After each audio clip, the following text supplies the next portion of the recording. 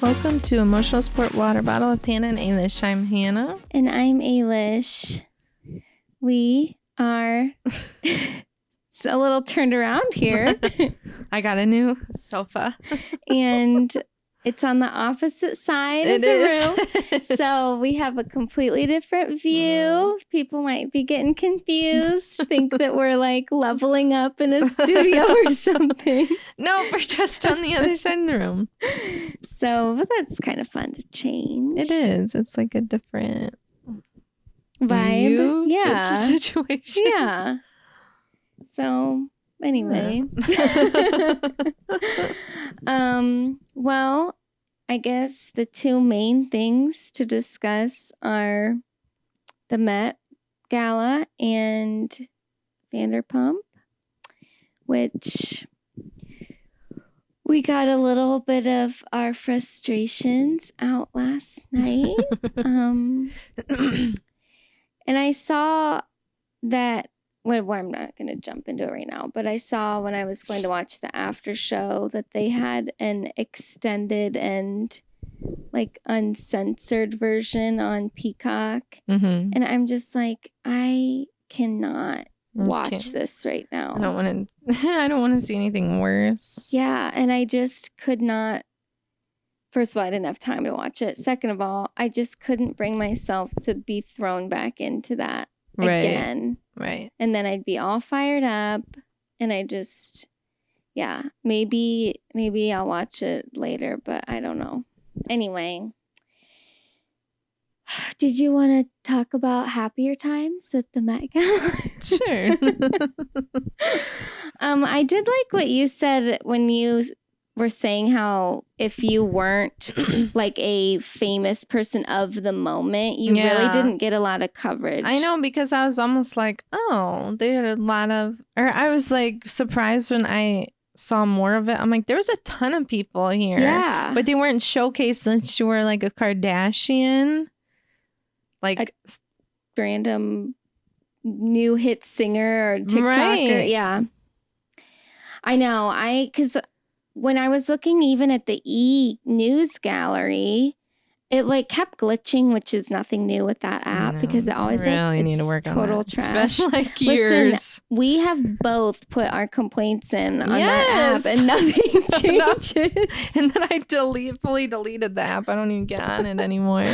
It's just, it's really frustrating. But I hardly saw like anybody on their gallery. And then I go to Vogue, and I was doing it just right before we started recording, and it was like 263 or something. I'm like, what the heck? And they weren't just like, I mean, some people I didn't recognize, but they weren't just nobodies. I know. There was Well, and you know what the interesting thing is, and I was kind of venting about some of the things that I saw on TikTok and stuff that these young whippersnappers were commenting on. But this gala has really evolved over the years, and I think that people forget about that. Like, it started out, I mean, it still is a charity thing, but it started out being for people who were just like art lovers, fashion people, museum, benefactors, obviously all people who have money that can afford to buy a table because they're really freaking expensive. But like, the designers used to bring a celebrity as their guest, and then they would create a look for them for the Met Gala that was kind of on the theme. Like, that is what it was. And now it has totally evolved into just this like influencer central. Right. And it's almost frustrating because sometimes you don't even hear who they're wearing. Right. It's like, but they either took a dress out of archives or made something new for this, and we're not even going to fully highlight that. Like, I think that's crazy. I know, it is weird. It's like you almost have to go to that person's Instagram page and actually get that information. I know, and look at the tags. Literally. And Vogue did have them, which I would hope that they would. Right. But like on E! It was just like Zendaya, And then maybe the next one would say like Kim in, you know, whoever. Right. But like a lot of them didn't have the designers, and then Vogue had it for everybody. Right. Which I like because it's fun to see. And then when you see like a group of people like the designer Loewe, I think they killed the evening. They had so many amazing looks. And it's fun to see the whole group of them together and be like, oh my gosh, that was all the same designer. Right. But I don't know. It's just like that's not the focus. And then it frustrates me when people don't pay mind to the theme, or people don't. Like this year's theme, I thought was kind of confusing. I did too, because it felt like, but didn't they do that another year too, where it was like 2 different themes, like one for inside, one for the carpet, and it's like that is confusing in itself. Yeah, and for this one, Anna Wintour even did an interview and said, like, I think that we kind of messed up here because it's called Sleeping Beauties and then in the Garden of Time. Right. But like it kind of is conflicting against each other because Sleeping Beauties can go, you could take that as the princess vibe. And I feel like that's where like Sabrina Carpenter, Kylie Jenner, like they definitely went that route. But then in the Garden of Time, it was like was it a short story or a poem? I can't remember. Mm-hmm. And I've never read it, but like that's kind of a different, and it was supposed to be based on like the natural things of the earth and focusing on like sky, earth, and water. Mm-hmm. And like that is totally different. And I felt like that's why we did get a huge gamut of looks on the carpet. And then there were a lot of metallics, which really confused me. Right. Like, I didn't get that. No. But I remember when they did the tech one. Yeah. That was like all metallics. Mm-hmm. That one was kind of cool. Swift. Yeah, I liked that one. Yeah. I just remembered that. I know. Yeah, I don't know. But I did like the actual carpet itself. I thought it was pretty. And it looked really pretty with everybody's dresses and stuff. Yeah, it was so different. I know. And I like that it didn't like, because sometimes when they do like this dark color or something, it really kind of like clashes with all the dresses. But the more like neutrally one I thought looked nice. I know. And it kind of brightened things up a little bit. It didn't look so like dreary theater, old theater.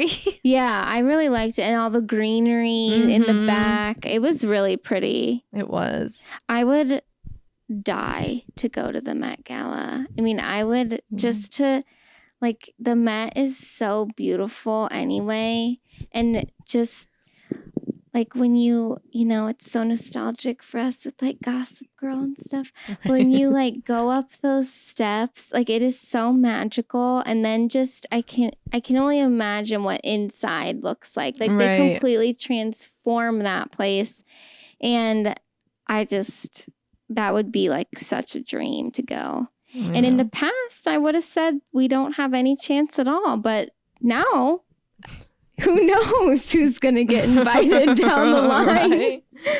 Like, you literally don't know. It'd just be so fun to have somebody like style you. I know. And like can barely walk in the dress. And I know. Being lifted. And I loved watching all the people, like the suited people, like adjusting the dresses and everything. That's just so mesmerizing. That's what... Okay, so let's get into it because I'm like excited to talk about it. The Tyla, which I did not like her song Water. I think it was just overplayed and it drove me crazy. I couldn't do it. But seeing her, like, she's definitely one that I would typically be kind of annoyed that she was there. But because her look was so good. Cool. That was so cool. Even like the sand like on her arm. And her hair and her makeup was just so cute. So beautiful. Yeah, that was a Balmain look. And then Olivier Rousting wore like a bodice that was like this. It was a face in sand, which was cool. And they used, I wonder kind of what happened. I know he kind of had a bit of a scandal there. But remember, he used to do everything for the Kardashians, like Balmain used to, and they really have distanced themselves. I know. I'm wondering what happened. I know. But then after the red carpet, he cut her dress. Yeah, I saw that. Did you see the video of him cutting it? Like, that was just so cool. It was so satisfying. I can't imagine doing all that work and then I know. That's it's sad, but it's like, right. But then it's like, what else are you gonna do? Right. It's like, what else are you gonna do with this look? Like a sand dress. She literally can't move. She had to be lifted up the stairs. And she was so cute and like delicate. She's so tiny. She was. Like these little wrists. I know, she's like hair. A little doll. They just picked up. That was a great look.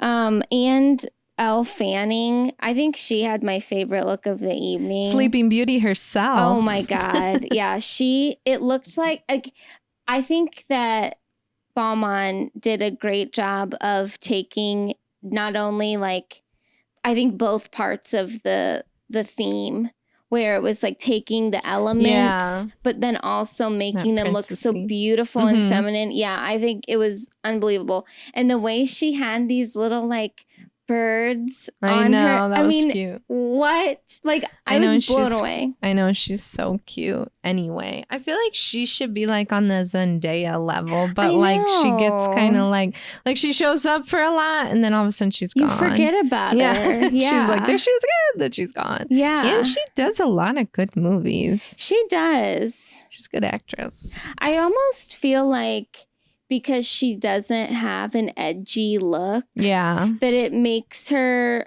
almost just be like, quote unquote, not as interesting. Right. Whereas like Zendaya can morph and do so many, like she can be edgy, she can be feminine, she can be all these things. And like, I think Elle Fanning can too, but it's just like, I think because she's so fair skinned and blonde, it just is like outwardly. She's a soft summer. Yes. Yeah. And I don't know, maybe it's just her personality too. Maybe she doesn't want to like, I know, I kind of wonder because even Dakota kind of like, there she is. Now she's gone. I think Elle is stronger than Dakota in my opinion. Yeah.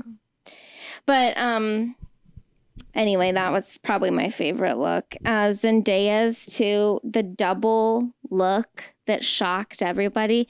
I loved her first look, and that was, I like wrote down who they were. Her first look was the Margiela look by John Galliano, and we remember John Galliano also had his infamous outburst years ago, but he's still working. And I loved the first look. And this is the one that some people were like, me. I'm just disappointed. I expected more. This just made me so mad. What more did you expect from her? Well, and it's just like, what does that even mean? Yeah. I know, I did definitely love the second look, though. Yeah, the second one was so dramatic and but she just...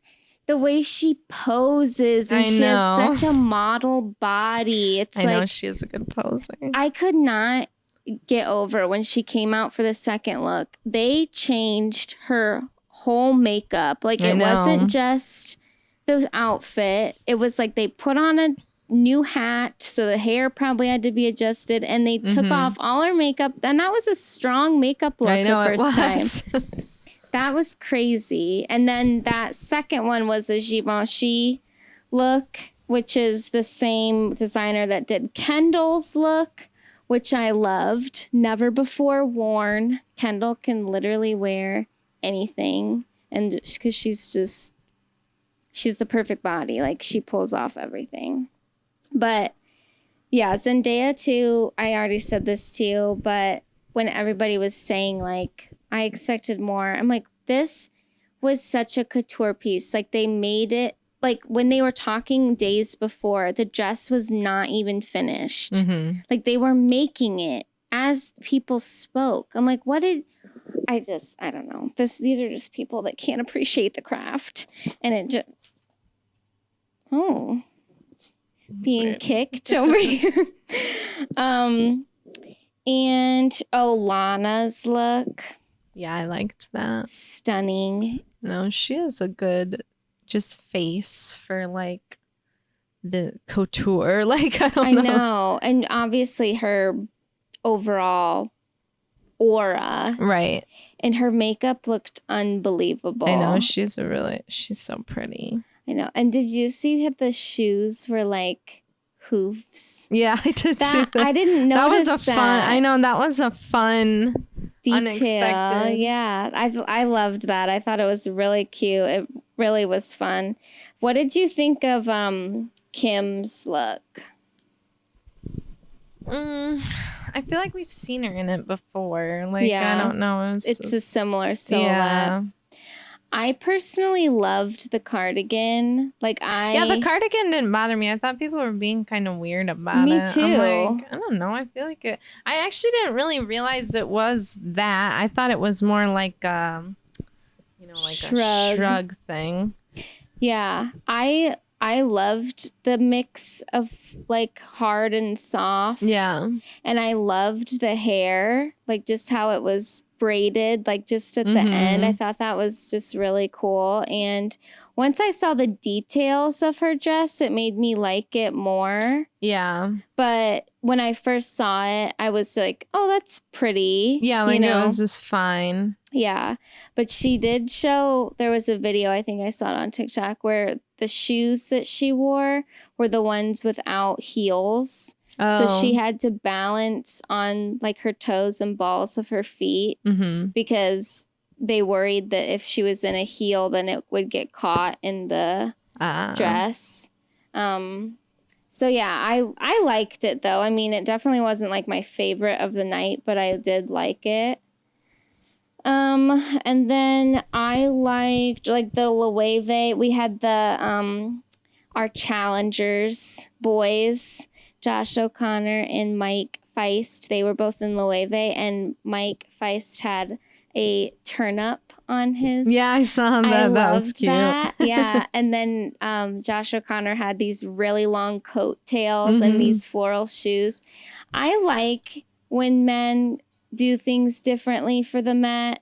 Me too. I was thinking that too. I know some people are like making fun of some of the guys where it was just kind of, but I'm like, they never get to like do anything fun. Like they can't wear that to a movie premiere. No. Like just let them do something kind of wild. Yeah. And it's like you'd get bored wearing the same freaking suit all the time. And if they want to kind of go there, let them do it. You know? I mean, why not? Especially if a designer's like, hey, this is what I envision for you. Like, why would you say no? Like Bad Bunny's look was so dramatic. It was. Or even like Usher's look was pretty dramatic. But it's like, it's fun. I know, like just let him have that thing. I like what Dwayne Wade said, where he's like, I just want to, or what did he say?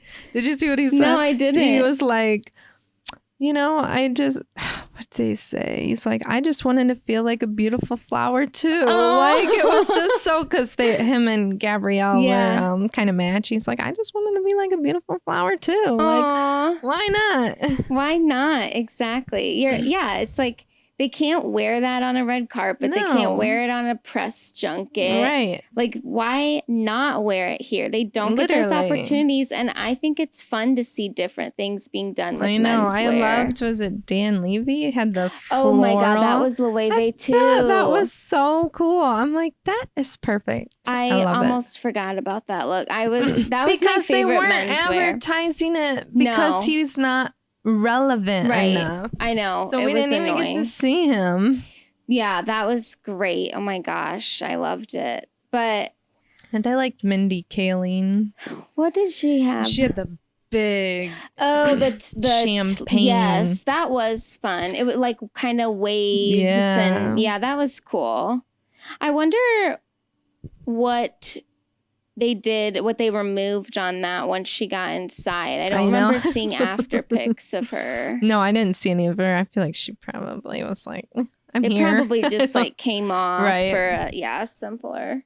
Did you see Dove Cameron and her boyfriend? They were in Diesel. I actually liked her look. I did too. I think she's got she's got a good look for this type of stuff too. And I think that she's one where, you know, when we were talking with like Elle Fanning, even though Dove Cameron kind of has that like softness too and the fair features, it's like she does these kind of like edgier things, and she really pulls it off. I know. Yeah, her face can hold it a little bit better. I don't know if it's because she has more like that siren eye. Yeah. Which I did notice everybody had the Jennifer Lawrence eyes. So everybody's getting a little lifty lip. work done. Tuckety, snippety snip on the old eyes. I was like, everybody is eyeing Very out here. Interesting. Like, I see some open eyes here. I don't know who her boyfriend is, It's but that he's a singer. Oh, is he? Okay. His look was like the pants were sheer. Yeah, I know. I thought they looked like that was a cool pairing. I love when a couple will like.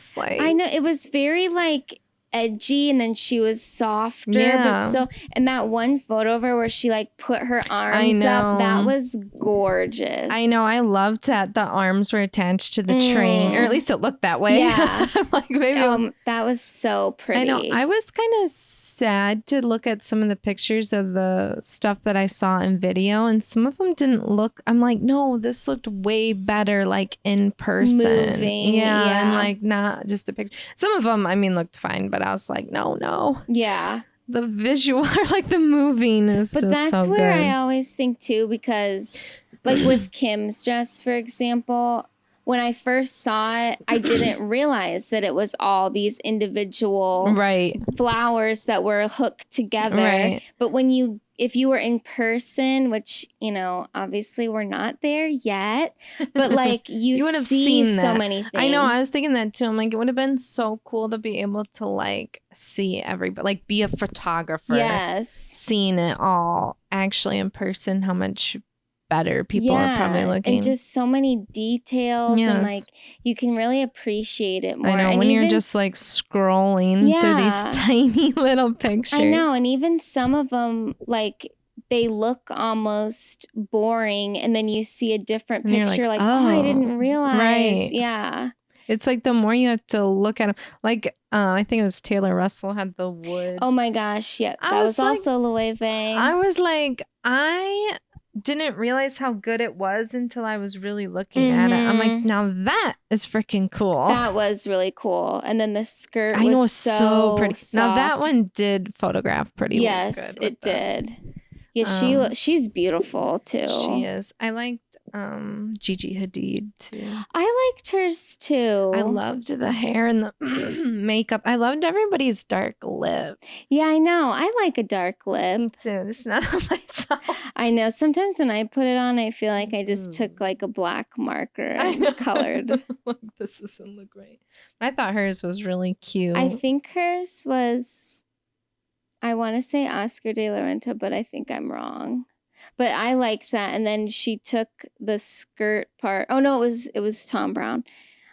She took the skirt off, and then it was just the longer, like more slim, longer dress. She looked stunning. Like, she's so cute. It was like an elevated classic. It was. It looked like very 20s or 40s. I wish I liked Nicki Minaj's, but I wish it would have been like a T length. Yeah. 'Cause I didn't like how short it was. And I just it felt, which this is Nicki, but it just felt like a little more like camp to me because of the bright colors. And I think if it was maybe a little longer or the colors might have been different, I would have been more into it. I didn't hate it by any means. Cardi B's was interesting. It was. That was big. It was huge. It almost felt like an Ursula moment. It did. And then I thought I saw there's like two versions of it, and she was. I didn't hear that. But I was confused because there was like two huge, black or green, and she went with the black. So I'm like, did they literally make two of these? Unless I misunderstood, but I thought I saw her post where she's like green or black, and then she had like the green. I appreciate that she wants to. I know commit. I know she's always like there. Yeah. And here she's like, girl, I get to be doing this. I know. She loves it. I know. And I was remembering Nicki Minaj and Cardi B. Remember, that was at the Met Gala, wasn't it? Yeah, with the shoe. The shoes. Yeah. I was like, uh-oh, they're both there. I saw a video too with her getting ready, and she had green contacts in too, and she was like, well, you guys know that I talked about doing prosthetics. And I'm like, well, I didn't see that, Cardi, but like, what were you going to do? And then she's like, but I decided not to because I didn't know how it would photograph. I'm like, what kind of prosthetics are you going to do? Yeah. And she said her shoes were 15 inches. Damn. I guess they'd have to be to get you up a little bit. Yeah. Yeah, that one was wild. And I did like the green necklace and the green nails though. That was fun. Yeah, I didn't. It definitely wasn't one of my favorite looks, but I know it was very dramatic, but I didn't really feel like it was like a theme. Well, and this is what, but unless it was the princessy. But that's what kind of frustrates me too, because it's like we don't get to hear as much as we need to about like with what the inspiration was or what the designer, what their interpretation of the theme was. Right, because like Camila Cabello, whatever her name is, they're like, oh, we wanted it to look like she ran through a rose garden and that's why it was all ripped up. And I'm like, how would you know that? I know. At the bottom. And then who else they did? Oh, and when it's Kim with like the light braid, they're like, we wanted it to look like she was like running and it was like a light. I'm like, oh, like. Yeah. And she said with the cardigan, she's like, I just was thinking you had the best night of your life in the garden and you woke up and you just grab your boyfriend's sweater. And like, that makes sense. Like, I know where you're going. I know, and it's like a weird thing where I feel like you should be able to know just by looking at it. But I do think, like, why can't we hear everybody's story? Yeah. Like, it's just kind of, like, annoying. And it's like, if you're just going to show me... I don't know, like, I guess if we're showing, you know, on E! On the red carpet, they were showing Sabrina Carpenter. It's like, I get what she was doing. Yeah. But I didn't need that one explained. But instead, you showed me her and like didn't really explain her. But instead, you could have explained somebody else. Yeah. I don't know. I know. And I don't know. I actually felt with Sabrina Carpenter, I don't know if it was... I think it was like the mixture of her makeup and the color of her hair, but I felt like she was really washed out. I know. I did not. And she must have had a wig on. Because I feel like that her hair at Coachella was so much cuter and warmer. Like, I get like having the lighter hair as a look, but I didn't like it with the black. And it didn't fit her skin tone, I didn't think. I liked Sydney Sweeney's like black thing. I didn't like it. I thought it was kind of interesting to think about, like how if she would have just had her blonde hair, it wouldn't have looked as like edgy. Yeah. And that the black wig, I don't know. It's just so interesting how the hair color can really like fully change the look. It really can. And it can, like we were just saying with Sabrina Carpenter, it can actually make it look bad. I know. I mean, it changes the way a whole person looks. No, it was just interesting to... I liked the idea of it, but I just didn't really think it suited her. Yeah, it definitely didn't suit her. Yeah. But I like maybe if it wasn't jet black. Now that could have been cute, that dress on Sabrina Carpenter with like the gloves and everything, and maybe like a little dark wig or something. Not to go on a tangent on Sydney Sweeney, but like I can't fully get her vibe. I know she's out there working. Yeah. And she's everywhere. I know. And I didn't think that this dress was her at all. And that's why it was so...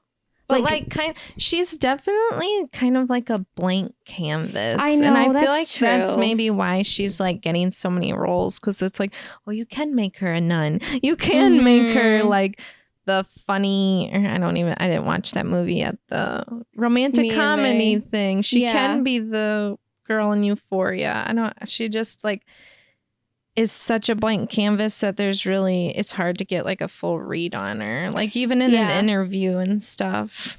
It's almost like just thinking of what was that? The nun movie called? Immaculate. I heard she did a really good job in it though. Well, it looked intense, but it's like she was totally stripped down in that with like look wise. And then we go to whatever, Anyone But You, where she's just like, the bombshell babe. And then in Euphoria, she's kind of a mix of a lot of different things.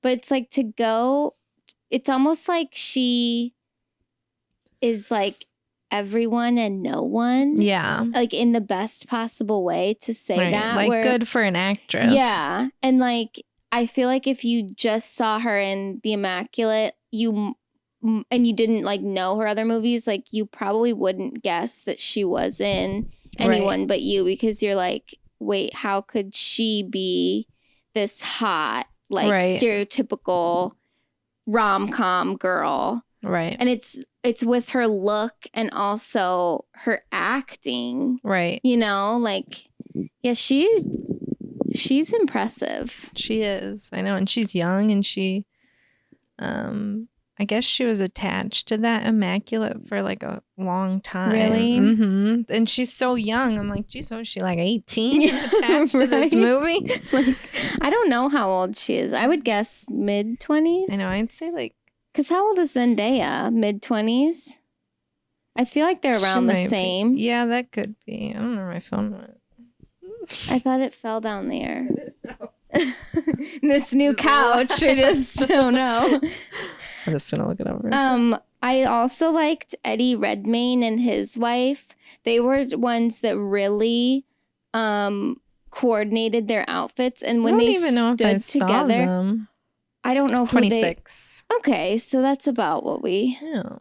But when they stood together, it almost looked like they were one. Like the way their outfits kind of. Oh wait, I did see that. Like the patterns intertwined. Yeah, that is cool. Like that's a cool couple moment. Yeah, like that is fashion to me. Yeah, that is really cool. You know what? And they kind of have the same face and everything. Mm-hmm. They look similar. And the same hair color. I was just thinking about him the other day. I'm like, remember when he was the guy? The guy. Went in, left nominating left and right in the best movies. I know. And he's kind of been quiet for a little while. Maybe but I guess when you're like go, go, go so much, then you would need a little break. Right.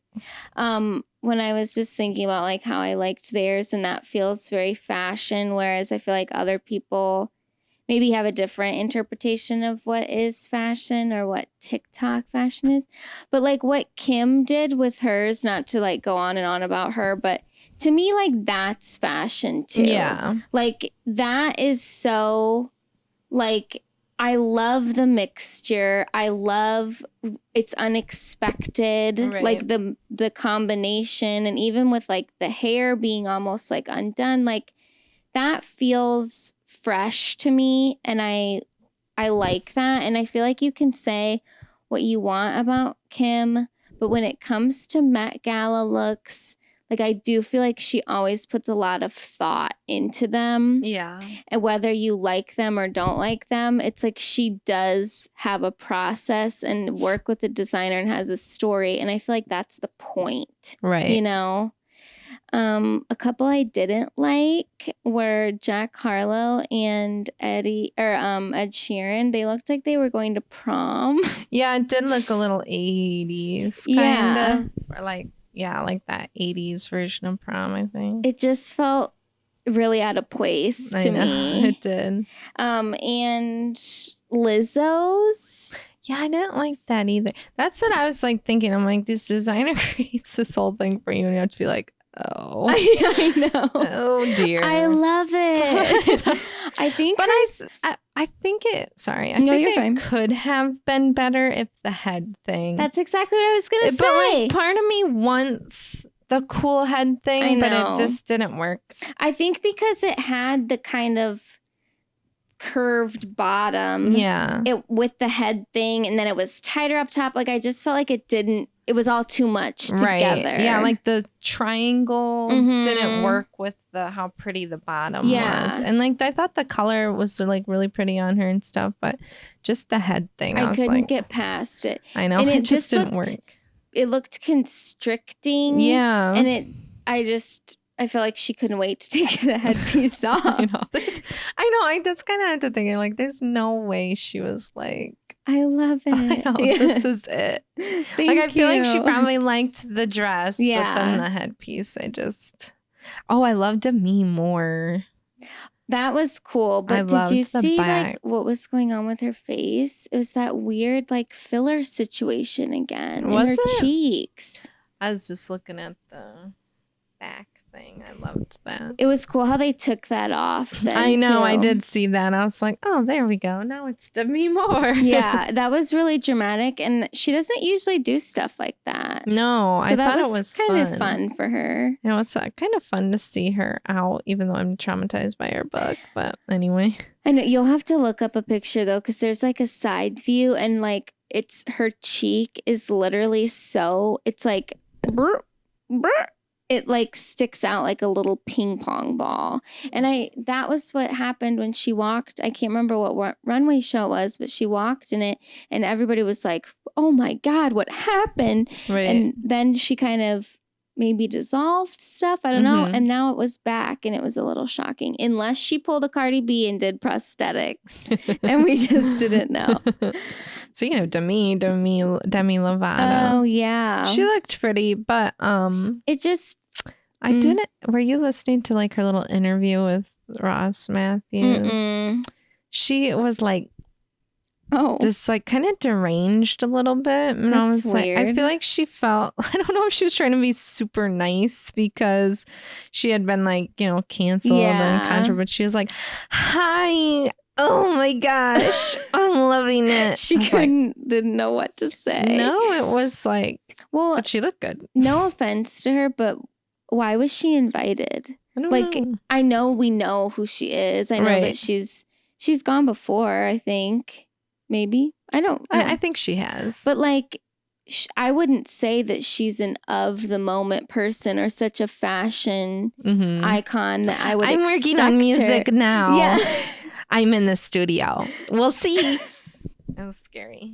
Like, that's kind of weird. It was weird. I think I'm hoping she was trying just too hard to be nice. Yeah, she didn't want to say anything. Yeah, like, no, I'm so happy to be here. I'm going to be friends with everyone.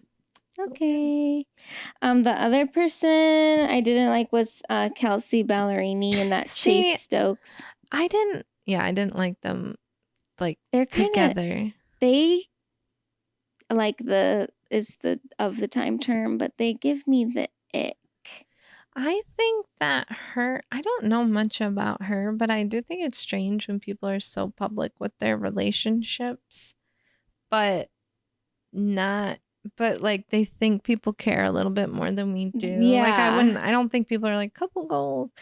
Her dress, I feel like it's hard to say like at the Met Gala somebody looks totally horrible because it's like there's just something a little off about it. Like I think if it would have been tighter, the nude it wasn't matching her skin tone. Yeah, I think it would have been better. Like it's such a like obviously that would look bad if I saw somebody have a problem like that. Yeah. But if you're at the Met Gala, it looks good but wrong. Yeah. It's just like something was just wrong about it. So I think if those fixes would have made it look a little better in my opinion. It was a Michael Kors dress. I saw a clip of her seeing it for the first time, then trying on. But I thought that exact same thing about that mesh. It was like a shade too dark. Yeah. And I don't know if maybe it looked like mesh. Yeah. I don't know if maybe they thought she was going to be tanner or what. Or they just, I don't even know if it really wasn't meant for her. Yeah, almost. I don't know. But then like I felt her floral moment against his so over the top, like edgy, and it was almost like you saw Dove Cameron and her boyfriend do it so well, and then they were like the knockoff version. Right. Yeah, and they're so like I don't know. I just feel like they kind of try hard to like push. Yeah, like the couple goals thing. And I'm like, I'm sure they're very nice to each other and a nice couple, but it just, I don't know. It's just like, yeah, I don't care. And I mean, I remember back when I still used to listen to Call Her Daddy, she had gone through her kind of messy-ish divorce. Yeah. And she was on there and I like listened to that episode and stuff. And then at that point she had started dating him. And I think like she slid into his DMs or vice versa. Mm-hmm. But like he was just from that Siesta Key, right? Or was it Outer Banks? Okay, I always get those two confused. I know. I watched the first season and loved it, and then I never watched it again. I feel like it was like because COVID. Yeah. Just made it was just one of those shows that took over during COVID. Yeah. It was like, yeah, you heard all about it. Like people couldn't stop talking about it, and then you're right, it just kind of died. Just like didn't care about it anymore. Yeah. But it's just kind of random that they're together. And I'm not like a huge fan of either of them. Like I'm totally, completely indifferent of them. But it's just like, again, like why were they there? Right. And I don't want to sound like so just rude about it, but it's just like, I don't know. Like, but it doesn't make sense. Right. It is interesting who's like on the guest list, because when I found out how many more people were there, I was like, oh, I guess it does make sense that this person and that person were there if this person was there. Or like Madeline Klein. Did you like hers? I kind of did. I thought it was something a little bit different. Like it maybe would have been for somebody who was a little bit older. Yeah, like I mostly liked it. Mm-hmm. But and she's so pretty. I know. No, I mean, I liked it. Yeah, it was just a lot on her too. Like I think somebody, or like maybe the hair could have been a little different. Or but I didn't like. I thought it was pretty. Yeah. Oh, and then Rita Ora and Taika Waititi. I don't know how to say it. They both just looked ridiculous. I mean, Rita Ora, I don't even know. You can't tell me this fit with the theme in any way, shape, or form. I know, it wasn't that. And she's such like a Emily Ratajkowski, where she just, it's like, how can I wear the least amount of clothing every time I step out anywhere? I know. And I think I sent this to you. She changed, like, she's so, I don't know. She looks so different every time I see her. Like, I feel like my eyes don't register it's her for a long time. Well, makeup really changes her face, I think. I know. And I think she's lost a little weight too. And it was like, oh, that's who that is. Yeah. But I didn't like his look either. That like full leather brown. I just thought it looked bad. Mm-hmm. So they were, and they're ones where I mainly feel this about Rita Ora, but it always feels to me like she thinks that she's like winning and really doing something all the time, when in reality it's like that didn't really hit as hard. Even from like originally just singing? I thought she was just a singer, and then she like took like she's been on everything. It's like she's everywhere but nowhere. Yeah, what was she on? Was it like The Voice? I think it was The Voice. One of the singing competitions. Yeah, one of those. Forever. She's hosted America's Next Top Model those later seasons. I forgot about that. There's a couple of other things. I know, like, what is the authority there? There was a couple other things too that she was like fully a part of. And what is the last song that she's had out? Black Widow Baby. I mean, literally, has it been that long? Yeah, you're right. She really is in everything, but I don't know why she is. And she's always on the Daily Mail. Like, they are on her freaking payroll because she's on there pretty much every other day.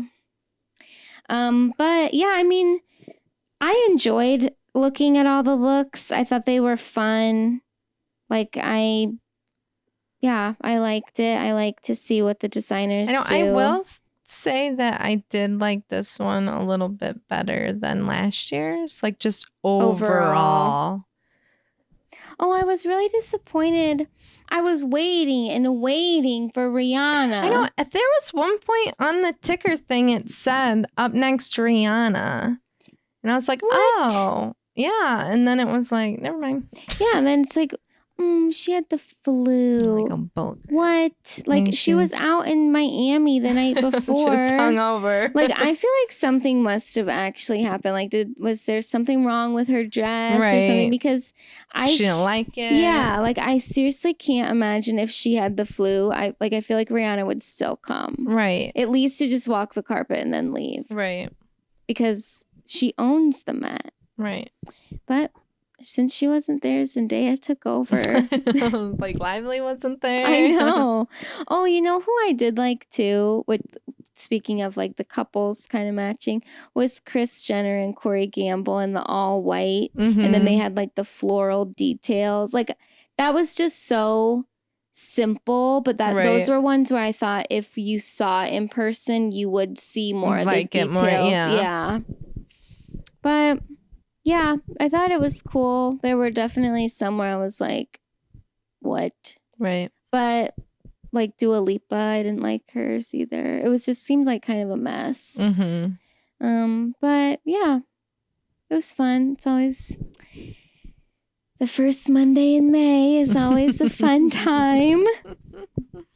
Do you have any other timely topics? Well, I was just going to mention I did end up listening to Killers of Flower Moon. Oh, you did? What did you think? I liked it. The audacity of the whites. Oh my God, I know. Like, gosh. But I was thinking too, like it kind of brought it up in the book, how much some history is just like lost. Yeah. And that was just really kind of sad. Like obviously we write history to make us look the best. I know. And stuff. But I mean, even with like, not to get onto that, but like the slaves and stuff, it's like, oh, we learned that they whipped them. You know, that's stuff. it, right? Yeah. And then we find out later, like, oh no. It was so way darker. Than you can even imagine. But it was just like, I don't know, it was just heaven forbid that indigenous people are making money off of their land that you're trying to steal. Gave them back after taking all of their land. Like it was literally so sad. And then like obviously the further into the book or whatever, where it was like, oh no, it wasn't just these couple murders. Like everybody was going to be poisoned. I thought it was good, but it was sad. It was just like, I do want to see the movie to see how they kind of like did it. Yeah. Like as far as the story, because the actual book did read like a story. Well, unsurprisingly, I still have not finished the book. Oh, I thought you did. No, I had started it. Okay. I didn't finish it. I watched the movie though. Okay. Yeah. I definitely felt like the book was definitely like, I thought it was very interesting, but there's definitely like a lot of like, then this happened, then this happened. Yeah. So it was hard to get through until probably like, I felt like the last, I don't know, like at least halfway after that, I felt like it like really kept me interested. Well, I felt like from reading the beginning parts of the book and then having seen the whole movie, it really was aligned. Like the movie and the book really were aligned. I know. It seemed like it could have been. Yeah. And I think the book has a lot more details in it. But even in the movie, like there were times where I'm like, hold on, who is this? What's happening? I know there's a lot of people in the book. And that's what my grandpa said too when he was reading it. He's like, I had to write down names of people and who they were because they were just so many and they'd bring them back up. And yeah. I know, because it was almost like kind of like the big reveal thing. You're like, okay, wait, was that the guy that did that? It was just a lot, especially if you aren't visually looking at it. But I enjoyed it. And I would like to at some point see the movie. But the movie was like over 3 hours. So a movie that long, like they did put a lot of the book into it. That's good. And it's like, we didn't necessarily need all the history of like Molly's parents. Right. Type for a movie. Yeah. They kind of just give you what you need for that, I would say. But yeah, I'm glad that you read it. Yeah, I did enjoy it. Inspires me to finish it. Yeah, I mean, it definitely gets really like, I hate to say the word juicy, but yeah, juicy but it did, because it was really like, it was just shocking and like, I know, and just to think of like that was just continuously happening to the indigenous people. Yeah, it was horrible. I know. And it's like, it sounds so stupid, but just like the way in the like historical white people just felt like they just so entitled, so better. I know. Like I know. It's like we hear about it, but just like I guess maybe even being an adult now, it's like, oh gosh, it's gross. Well, remember. And again, we don't want to go off on this whole tangent, but remember just like when we would be in elementary school and it would be Thanksgiving time and we're like, the Pilgrims and the Indians came together and had a feast. So they were friends. It's like, not quite. No. Pretty much the exact opposite. What's happening?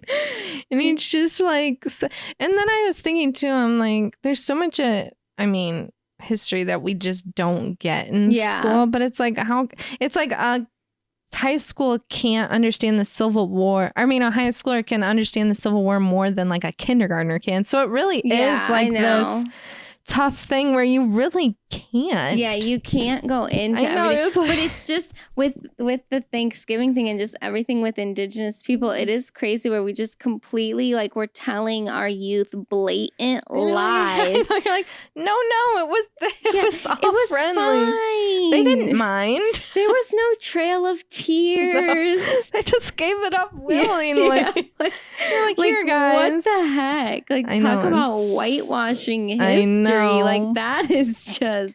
They're like, let's not say how horrible we were. I know. And don't you wonder, like, who made the decision? Like, who wrote the first history books that were being put out to schools? They're like, you know what, guys? I think we need some revisions here. This isn't paint us in a very good light.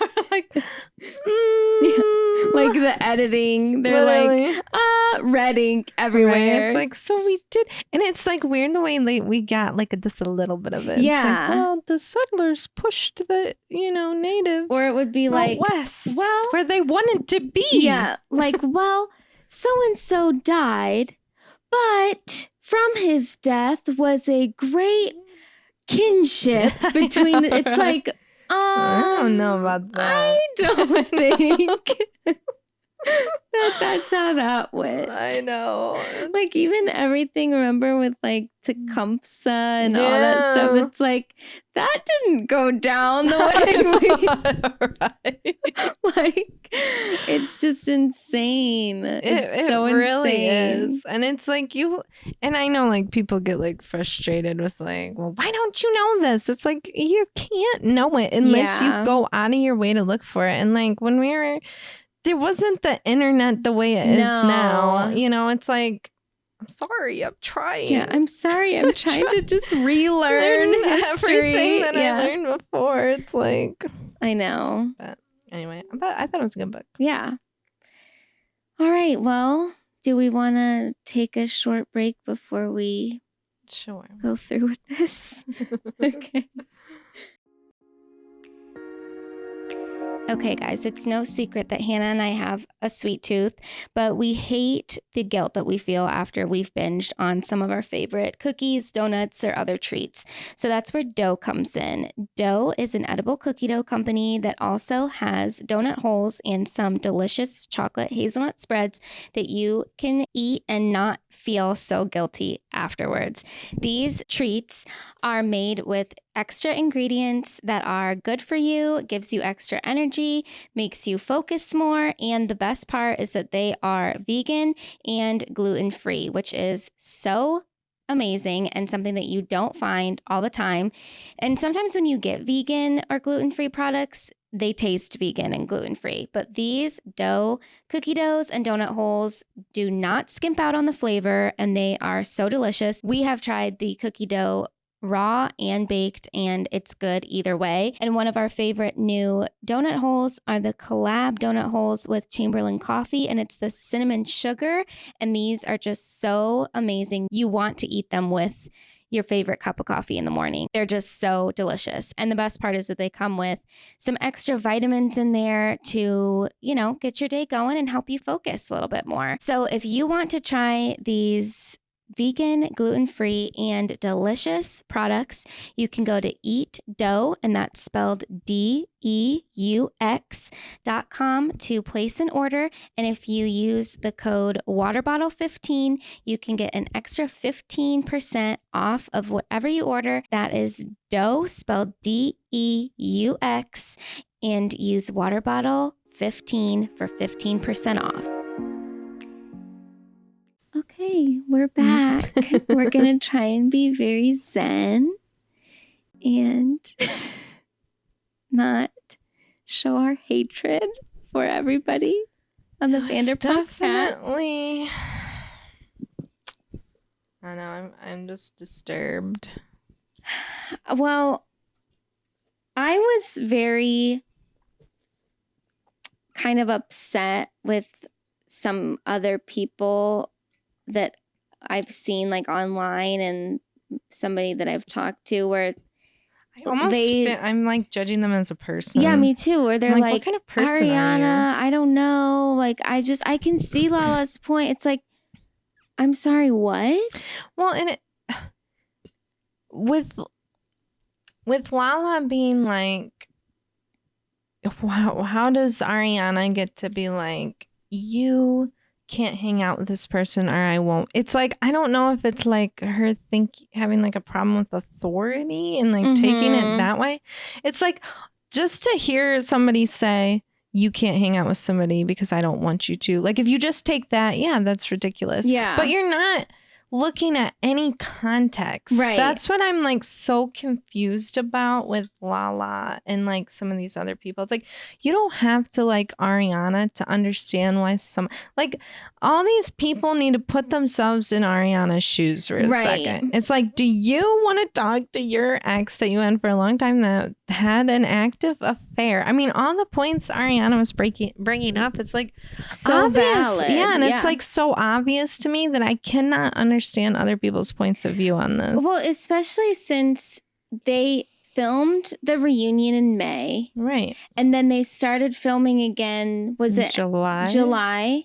That is such a short, and then the affair broke in mid-March. Right. It's like this is not such much a short time period. If they would have filmed it now, Ariana would have been completely different. Like, I don't understand why people can't understand. Yeah, I mean, even if, and we've said this before, but even if they would have started filming, say, September, right, she probably would have had a little bit less anger. Right. And I don't even think that she was so insanely angry through the whole thing. She was extremely calm, but it's just like her emotions would not have been as fresh. And I can see her like that anger, and I've been this angry before too, where your skin is crawling. You know, like I could see her like physically having reactions. Like a visceral reaction. Yeah, it's like I can see that. It's like I just don't. I thought she has been very put together. Oh my God. She doesn't want to talk about him. And it's like, how many times does somebody have to say that in a month? Like, what do they film for like a month? Yeah. How many times does one person have to say that? I know. And even with, the one thing that I thought was maybe a difference between what we're seeing on the show versus the larger conversation that's being had is when Ariana was talking, and we're like skipping ahead, but we can double back. But when Ariana was talking to Scheana at the end, and Scheana finally says what she's feeling and how she is feeling conflicted between Ariana and Tom. And Ariana's like, you're not going to lose me. Right. I'm not making you choose like that. But then they showed the like black and white montage of all the times where she said, I won't have mutual friends, yada, yada, yada. And I feel like that to me was a very emotional thing that she was saying too, where she's like, I don't want him to have access to my life. But she could have been saying more to Scheana. Right. Or I think Scheana could have maybe just made her feelings in the way that she did at the finale, known to her before in like in better wording. Right. It's like, what? I know. And I think Ariana could have like came around. I felt like Ariana was trying to tell everyone, like, I just don't want him to have access to my life. And I don't want him to hear through you what I'm doing and blah, blah, blah, blah. And I just felt like it just was so confusing. But it's like, why does she, and so many times, like, Scheana did bring up, like, oh, well, I had this conversation with Tom. Oh, I had this with Tom. Oh, Tom did that. She doesn't want to hear that. And we said it previously. And she's like, that's the wrong audience. And she's like, so if you're going to be friends with Sandoval and you're going to be telling me about his life, like, I don't want to hear it. Yeah, like, why would you talk to her about that? Literally. And it just is, it's like, and then she's like, I really feel like he's changed. I think he's changing. He's changed. He's just got out of this long affair. Still was saying all this mean things in 3 months. And you think he's back to like right now? He's still saying it. When they filmed the confessionals, he was saying it. When they filmed the after show, he's saying it. Yes. When they've gone on Watch What Happens, I know. he's saying it. He's really changed, Scheana. It's like, when he went on Nick Viall and he came in late and was all defensive again. And it's like, I don't get it. I know. I just was really, really annoyed to hear some people just in like, you know, a couple like podcasts that I listened to today, and then a coworker I talked to that they're like, oh, I'm just annoyed with Ariana. I'm like, are you kidding me? I know. And are it's you like, for real? I know. It's like, what are you annoyed about that she doesn't want to? I'm just like, put yourself in her shoes. You would feel the same thing. Yes. Like, I just don't get why people are so, I don't get it. And then after show, Ariana said, you know, how Lala made her big speech at the end. And she's like, and then in the after show, she also said that she's offended that she won't film with her.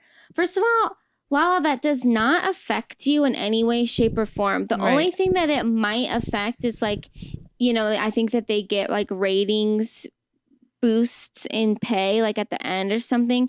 Maybe that could affect that. But honestly, I think Ariana taking such a stand and refusing to talk to him directly, that is a boost to ratings. Like, people are behind Ariana. Right. And also, like, Lala, if Ariana chooses not to be in a scene, that does not affect you getting paid for that episode. That's what I couldn't understand. I'm like, is there something going on behind the scenes? Like, the producers telling Lala that if they don't, if Tom and Ari, like, who is giving her this information? Why is it in her head? She said in the after show that apparently everybody was annoyed that Ariana wasn't, you know, doing how she was moving. You know how she says that during this season, everybody was. They wouldn't say it on camera, but off camera, everybody was saying it. I'm like, literally, who is everybody? I know. Was Tom Schwartz having a huge deal about it? I mean, come on. And then Ariana said, read your contract, because there's nothing in there that says that I need to do anything I don't want to do. Right. And she said, I would encourage everybody to read their contracts if they feel that they have had to put this stuff on camera, because Lala and Brock and even Brittany, they were saying how, like, you know, they've gone through all these hard times.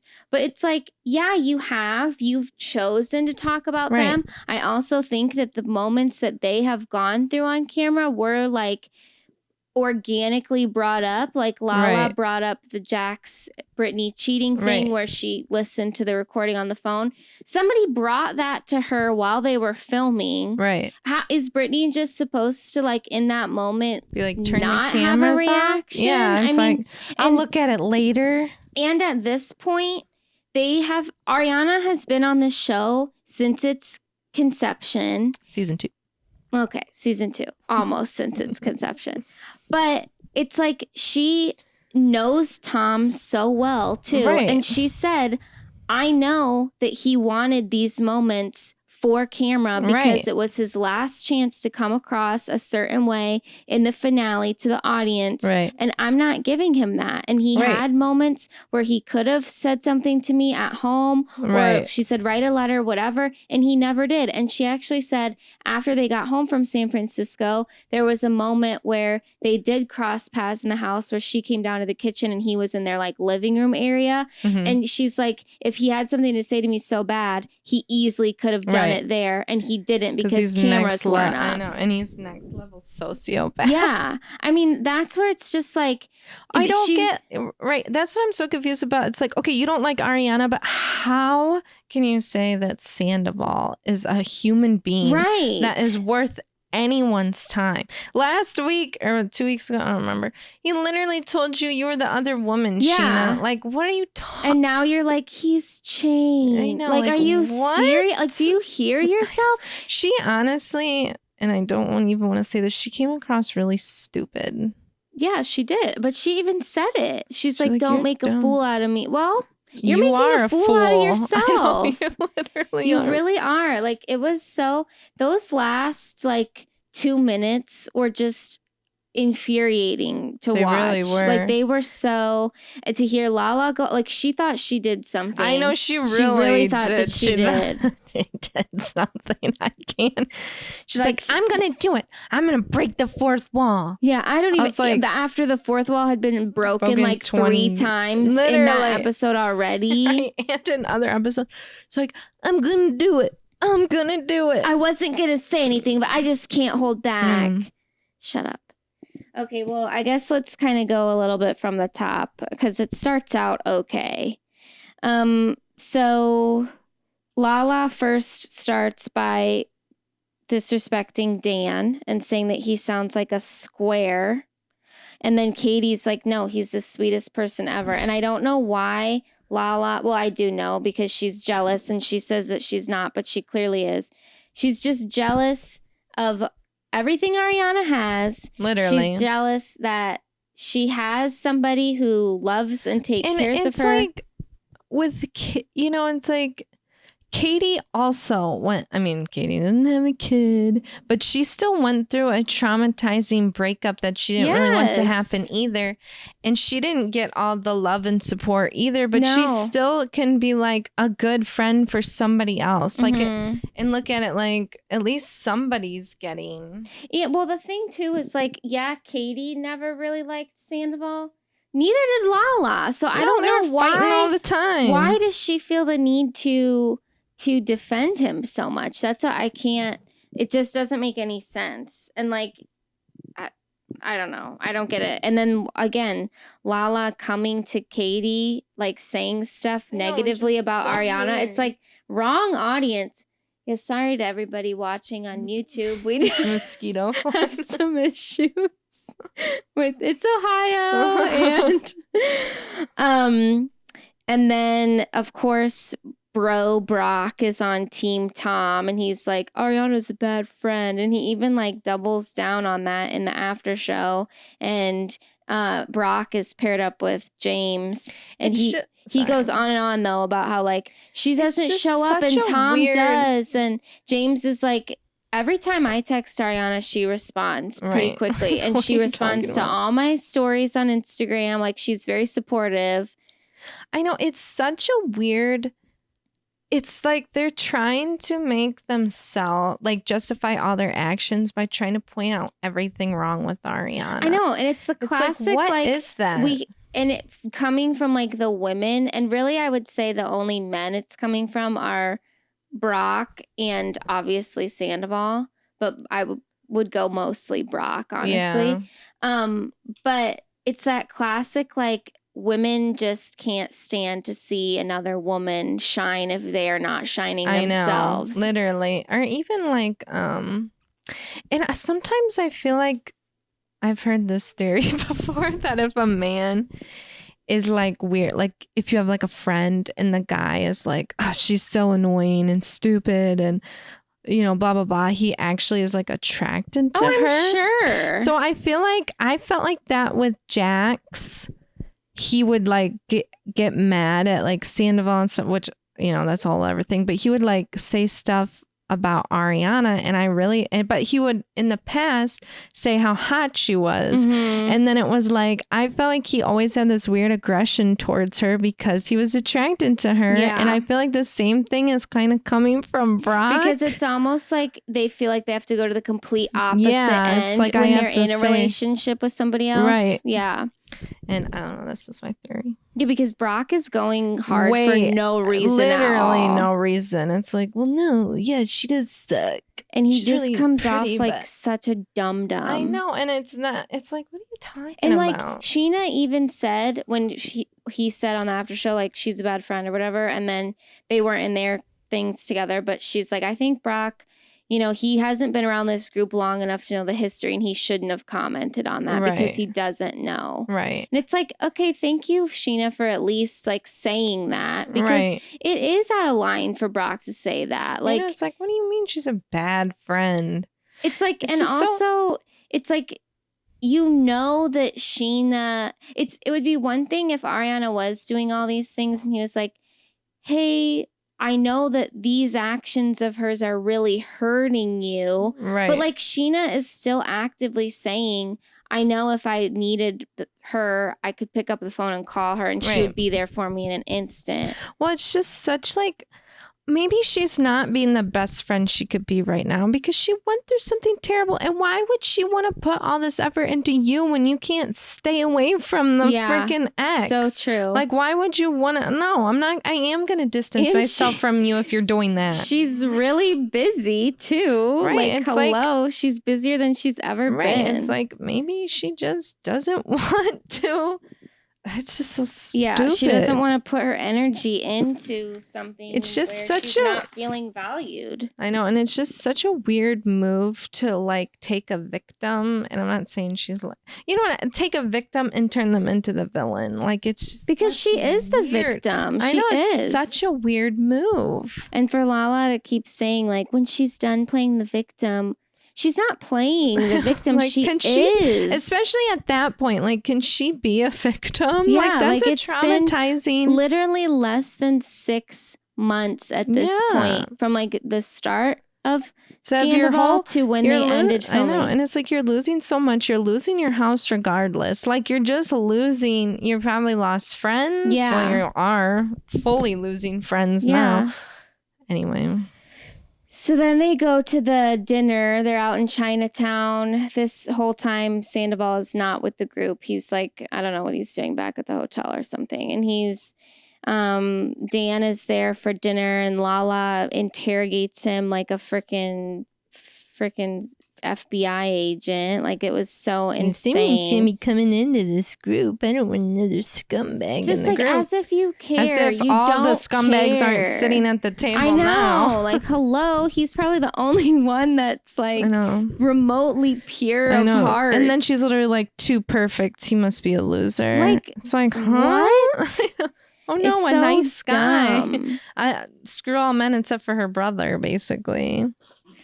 Yeah. And I've said it before when they went on about the Scheana thing. Again, she brings it up. I had a great conversation with Sandoval last night at the party, and I really think I got through to him.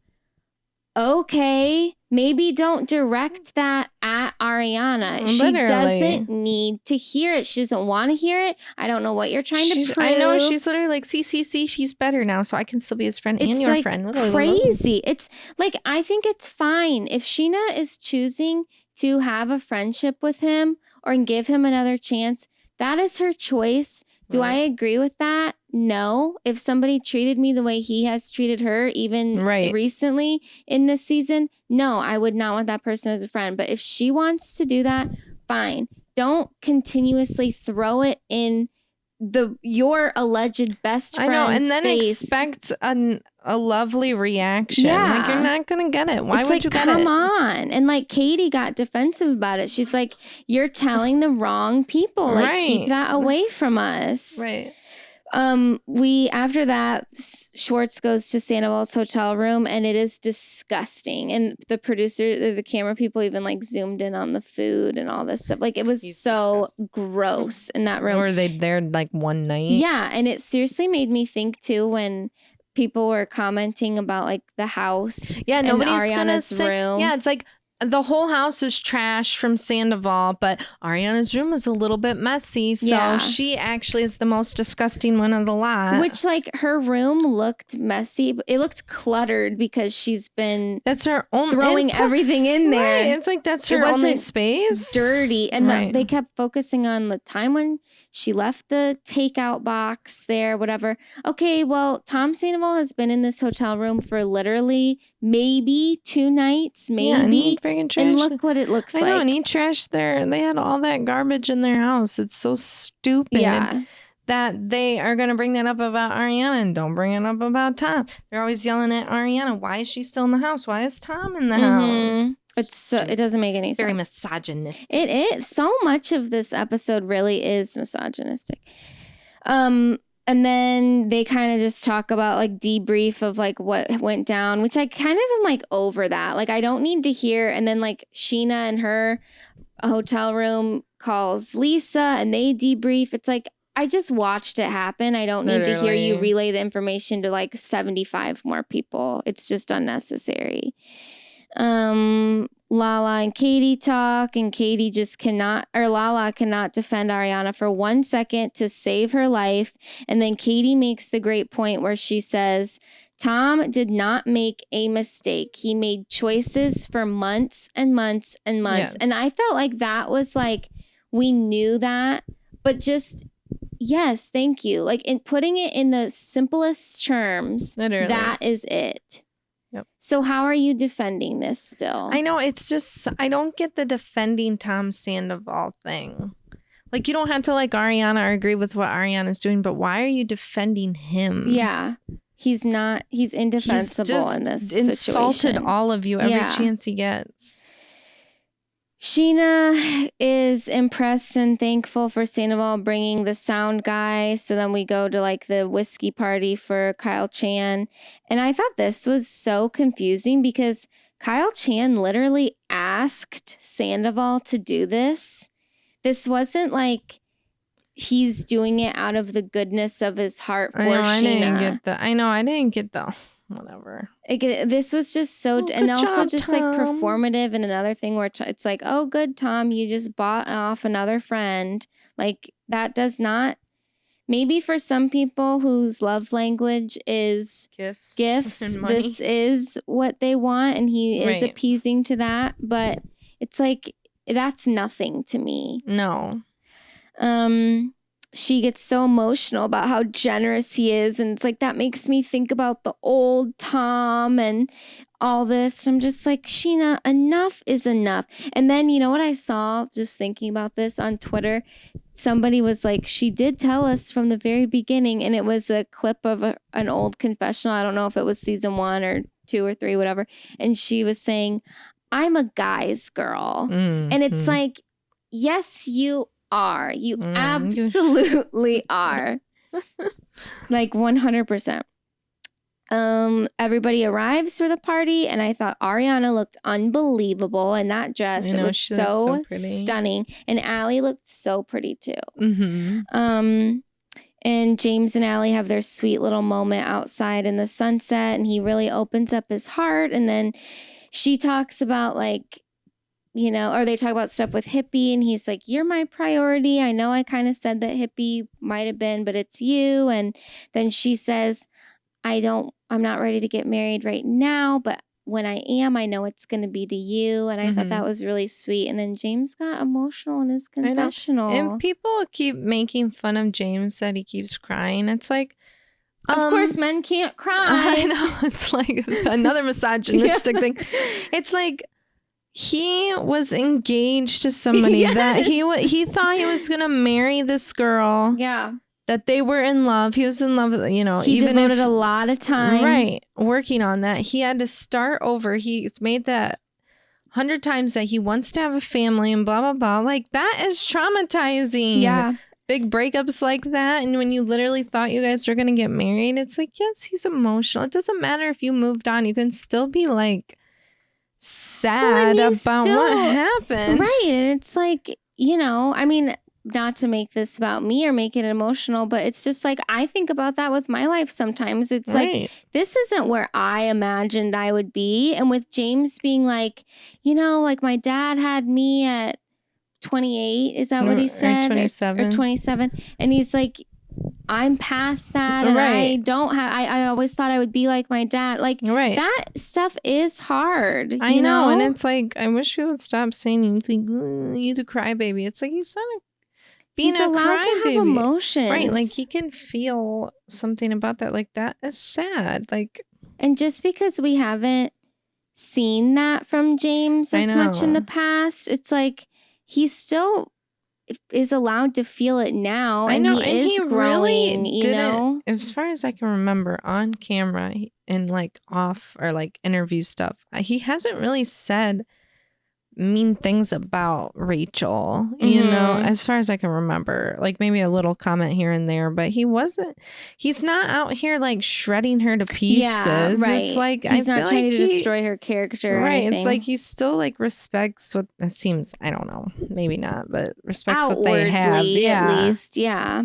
Publicly. Yeah. Sorry. It's okay. So I thought that was a sweet little moment though. And that was a nice way for their season to kind of wrap up. And honestly, that was like almost the last that we even saw of them in this episode. Yeah. Like they really weren't in the season much at all. No, but I thought that especially for this last episode, it was very telling that they were not very much involved, you know? Yeah, they're like, I don't get you people. Yeah. And even like in the after show, and Allie's not on there, but Brock is. Riddle me that.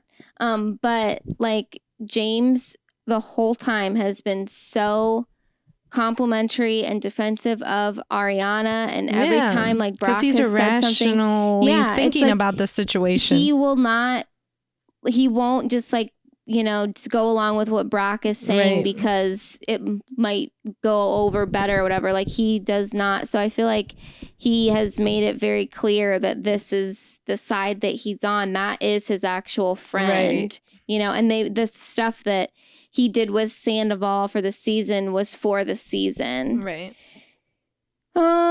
Joe comes in for absolutely no reason and decides, I'm going to talk to Katie. Like, let's be producers and just do something to irritate Katie. Right. It's like, let's get her all activated. This was so unnecessary. I know. And it's so like when people are like, it's like, if you had this like little snake on the side, like please put yourself in this. Literally, like if you had this little snake on the side that was friends with another friend that you were close, it's just this person that's always around, and then the minute, practically, that you and your husband divorced, she's sleeping with them.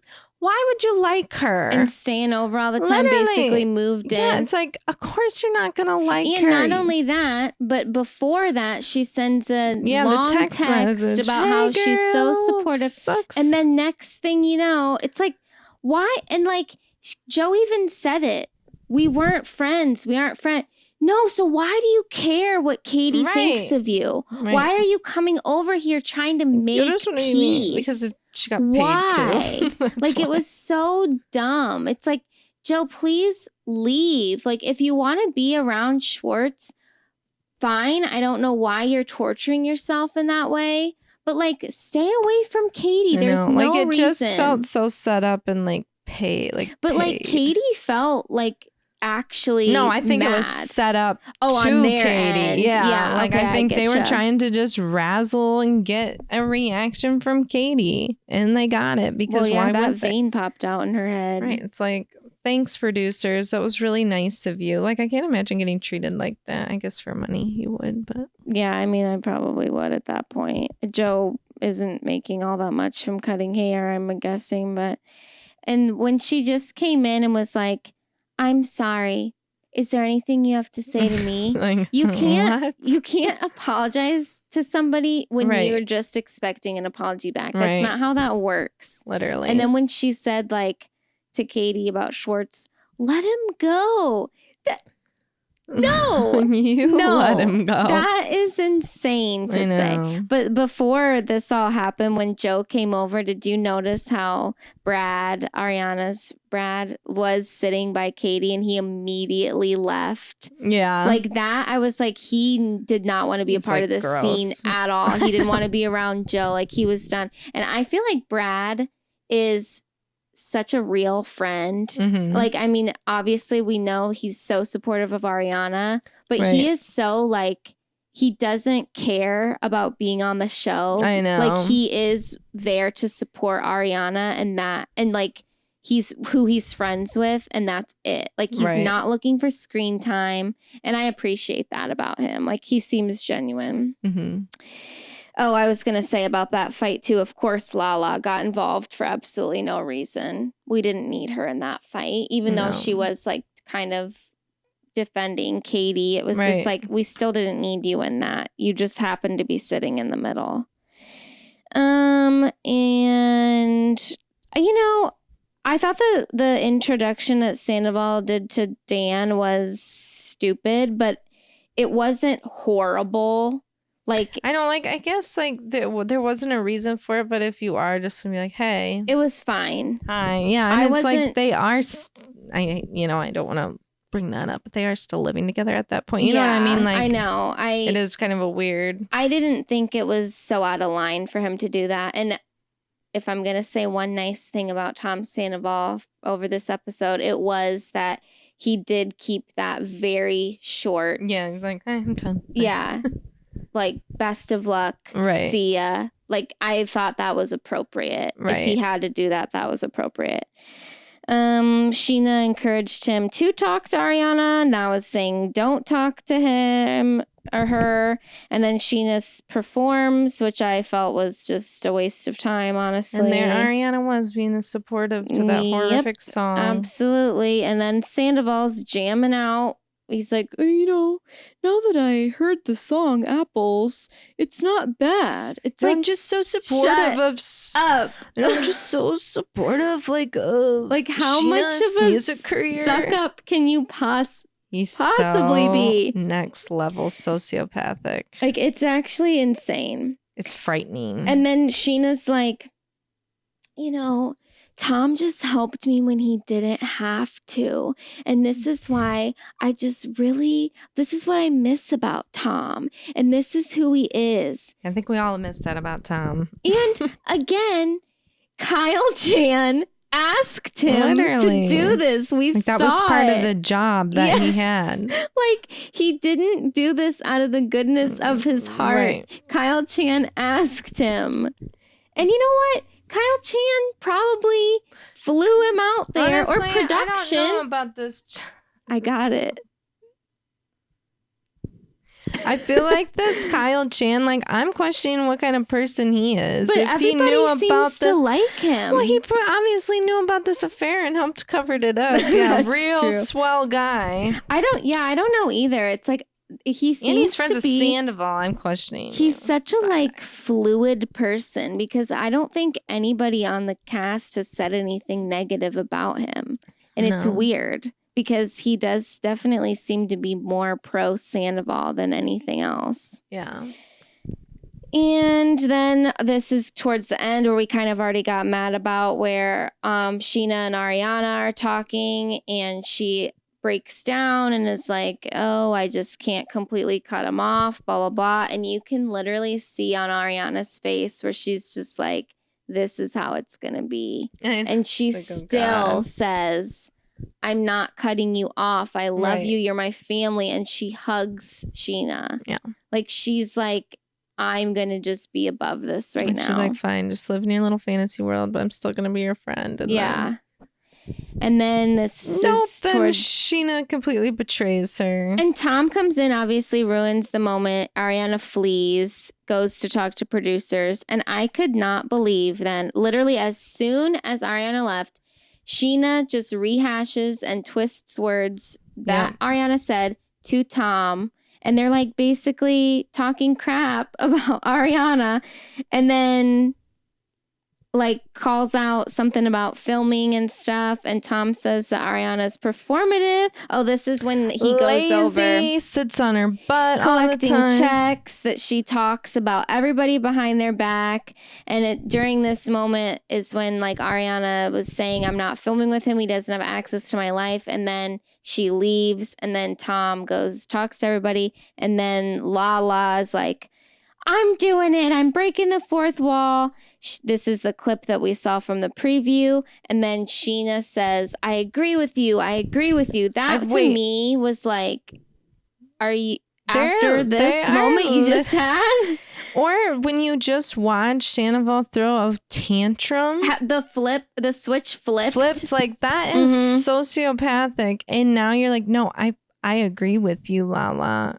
I'm like, those three people, Lala, Sandoval, and Scheana, are so disgusting. I know. I unfollowed Sandoval on her. Oh, good. I unfollowed him. I almost unfollowed Lala, too. I might. I'm fine if I don't want to freaking see her BS. I haven't been watching her stories. Either, but I don't want to be associated with her. I know. Yeah, I think we can unfollow. Yeah, I went to Sandoval. I was like, unfollow you. Disgusting. I know. It was awful. Disgusting. And the fact that there was probably even more said. Oh, yeah. Oh, and then I was going to say from where he was like, she talks about all of you. She doesn't like any of you. He said on Watch What Happens Live, because he was the guest with Jax, that he was a little dramatic when he said that. And it was just because he was angry in the moment, but that wasn't accurate.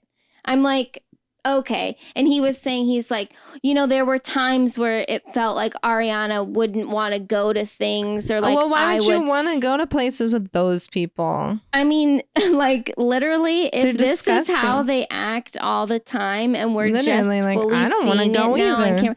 And I feel like throughout this season's, I don't think any of these people are fully great people. Right. Like they've all had their moments, but like to see it come all together like this in such a horrible way against somebody who literally has done nothing wrong. Literally. It's really disturbing. Like it you is. said. It's so evil. And like, just to even if Ariana was talking crap about all these people, she told him as her partner, right, as her best friend. Like, I can't even imagine that kind of like betrayal. I know. Like, can you imagine like if you're like, I don't like, I'm just thinking like if my husband, if we broke up and then he just went around to like anybody I ever said anything that you ever were mad at. Yeah, it's like, oh, when I was mad and I was saying something, it's like that is so evil and low and just gross.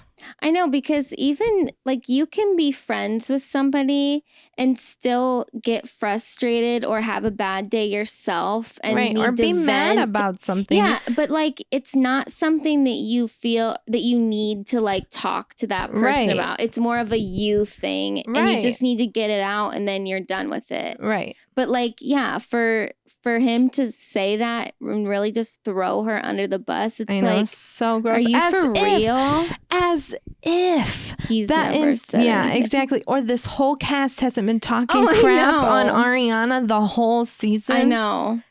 And he's gonna be like, well, she's been talking crap on you guys. And then that last line. Oh yeah. I love her. Tom Schwartz goes something about a plot twist. Then he goes, I loved it. Worked out great for me. Yeah. I was like, well, you explained evil man. He said Andy brought that up and he's like, well, I just kind of meant that I did my job and everything came together. I'm like, you didn't. Wait, but even that, what does that mean? Everything came together? So you literally like admitted to being a manipulative psycho? Yeah, like what does that mean? And I will just say with Watch What Happens Live, like this was one of the most awkward episodes of Watch What Happens I've seen in a while. Like I think Andy had definitely been looking on social media prior to this. And this wasn't live, it was taped but earlier in the day, I believe. But like I think Andy knew that the tides had dramatically turned, and to have Tom there talking about this was uncomfortable. And Andy just seemed really like this was a mistake. Like it was an awkward vibe in the clubhouse. I'm still confused why Andy was like, Lala's the voice of reason this season. Me too. I'm like, what is wrong with you? I don't get that at all. Andy Cohen. I'm like judging all these people now. But you know what I keep forgetting, just because Andy does the reunions, like he really isn't a part of Vanderpump Rules. Yeah, well, he's not like a producer. Yeah. But if he is saying, I've seen this season and Lala was the voice of reason, I'm like, what a season did you watch? I love you, Andy, but I'm very skeptical right now about, But I guess at this point, this is after the reunion. Yeah. But I can't imagine her suddenly being the voice of reason at the reunion.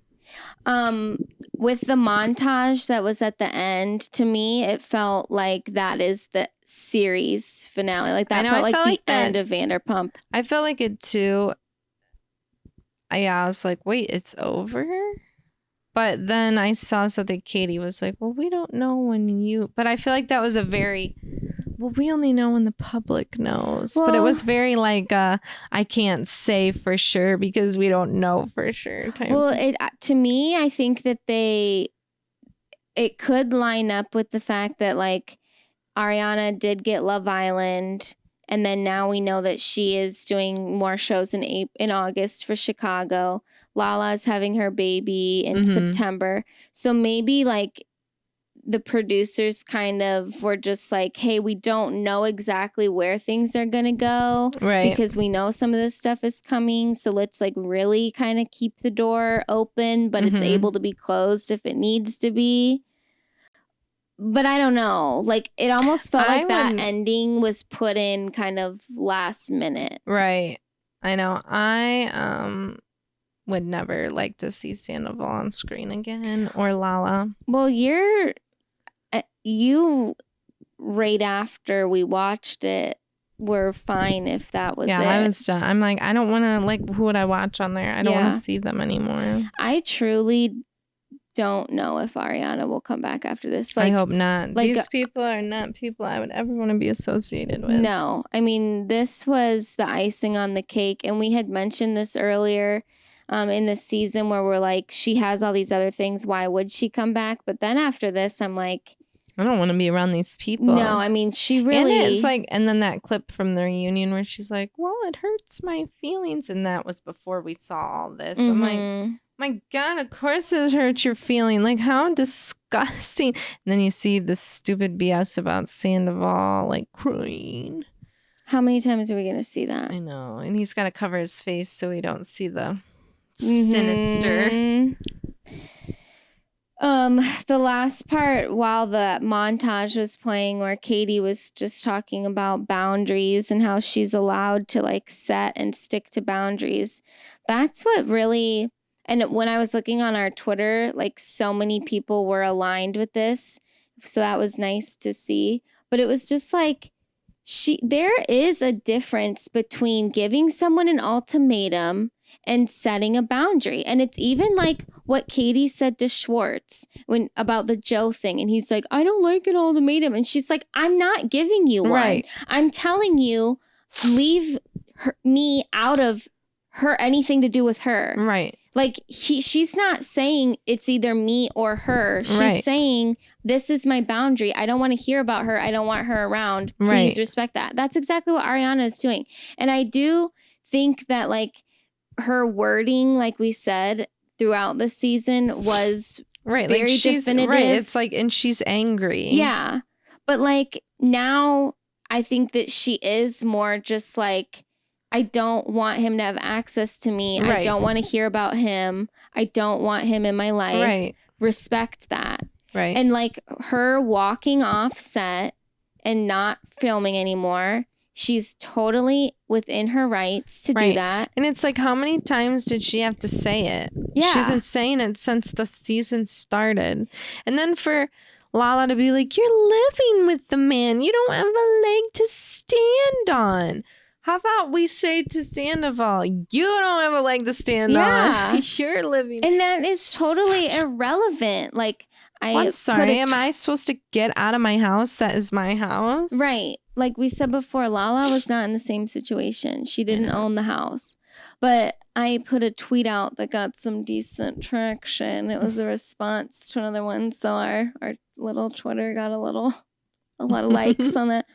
But it was just saying how like she is allowed to set her boundary and she is living her reality. Right. Like she doesn't want to film with him. She's allowed to say no. She wouldn't talk with him. And it's not like she's going home, living with him, and they're sitting on the couch together having conversations and watching movies. That would be really disingenuous. That's not happening. Right. And then it's just like when Lala was like, I don't think they've ever been honest about their relationship. Why are you putting all that weight of that on Ariana? Right. Why? But then you're like, and you weren't honest about your relationship either, Lala. And it's like, we only see these people for like a month. You know what I mean? Like a month of their life through the whole year. It's like, yes, couples are going to fight and not get along and then love each other. You know, it's like, I mean, I'm sure that we didn't see the full extent of Tom and Ariana's relationship. And I'm sure that things weren't going well for a little while because they were in couples counseling. But like just what we had talked about before, the fact that they were doing that was showing that I say, because at the time it seemed like they wanted it to work. Right. They acknowledged, hey, we're going through a tough time. What can we do to get through this? And they were trying. What is wrong with that?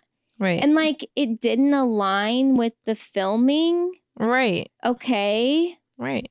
And like why?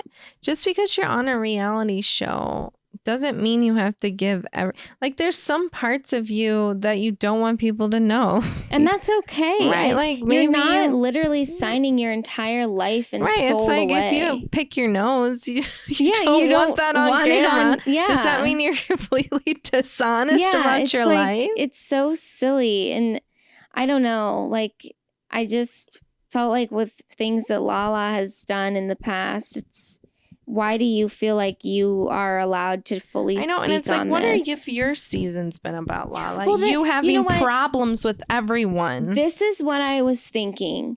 What was Lala's storyline this season? And she's soft. That is nothing.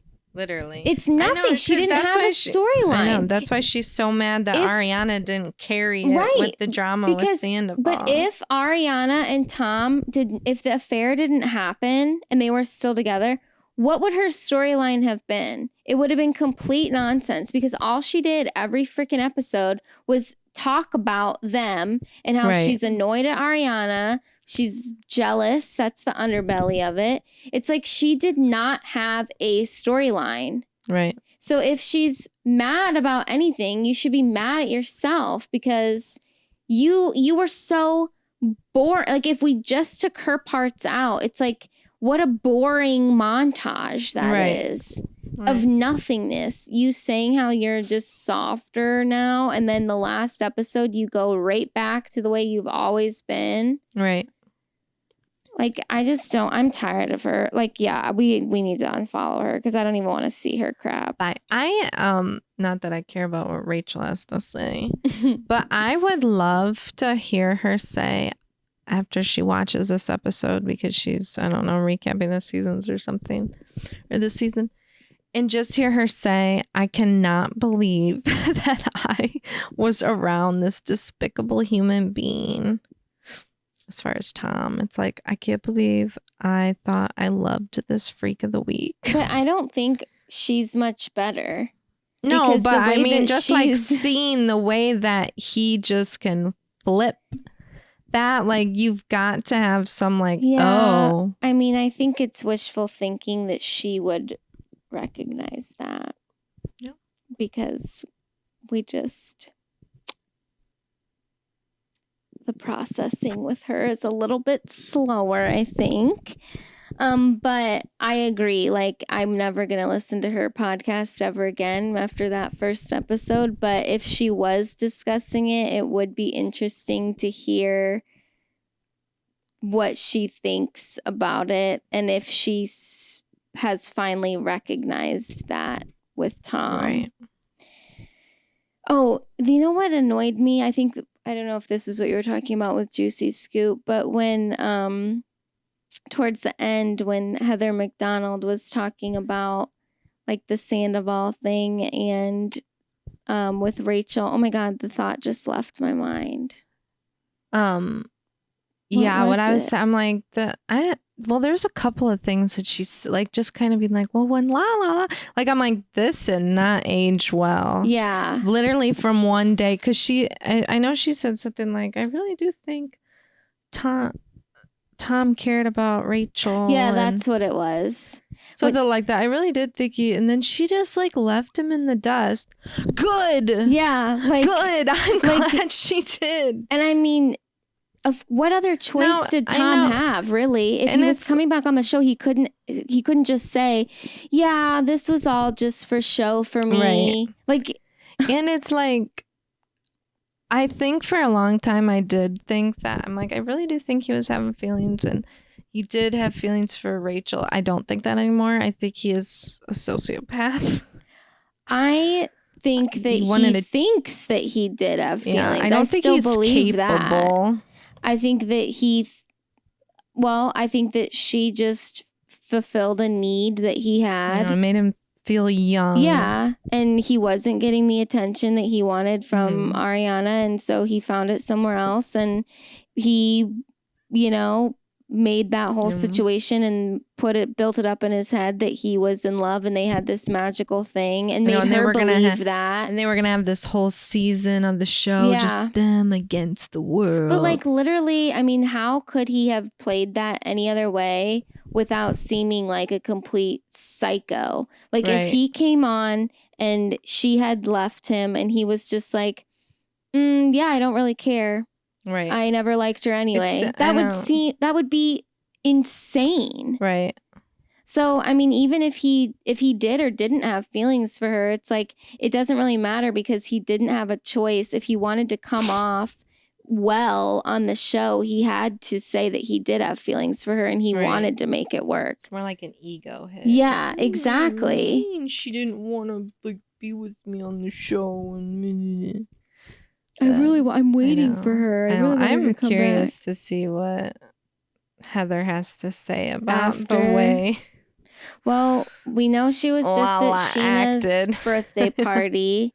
And it's like, I wouldn't say that I'm like mad at Scheana. I'm just like really disappointed in how she's acting. Yeah, and it's just like you said, she just comes off like a complete fool. Doopy head. I know. I'm like, I don't get it. Like it's really unclear. And then I think it was Amanda Hirsch was like, there's got to be something else going on. There's got to be something else going on. No, I don't think there is. Yeah. I think jealousy and I don't know.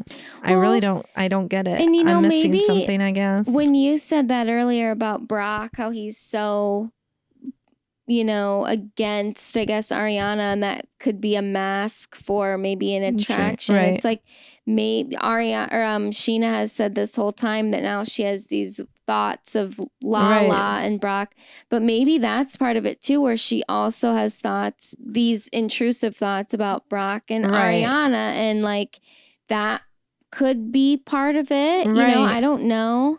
I know. I'm baffled by Scheana. I have no idea. Well, it just doesn't make a good case for her where people already say that she's a flip-flopper, and then we saw twice in this episode where she did flip-flop.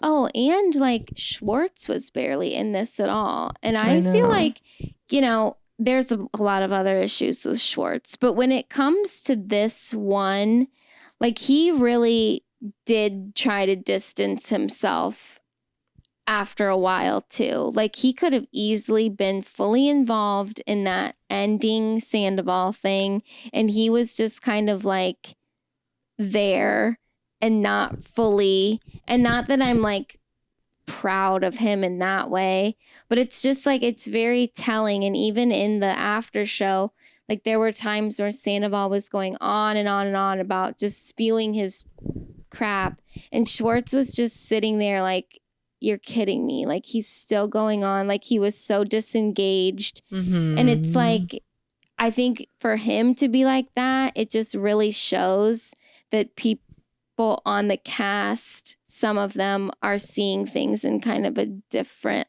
light, maybe.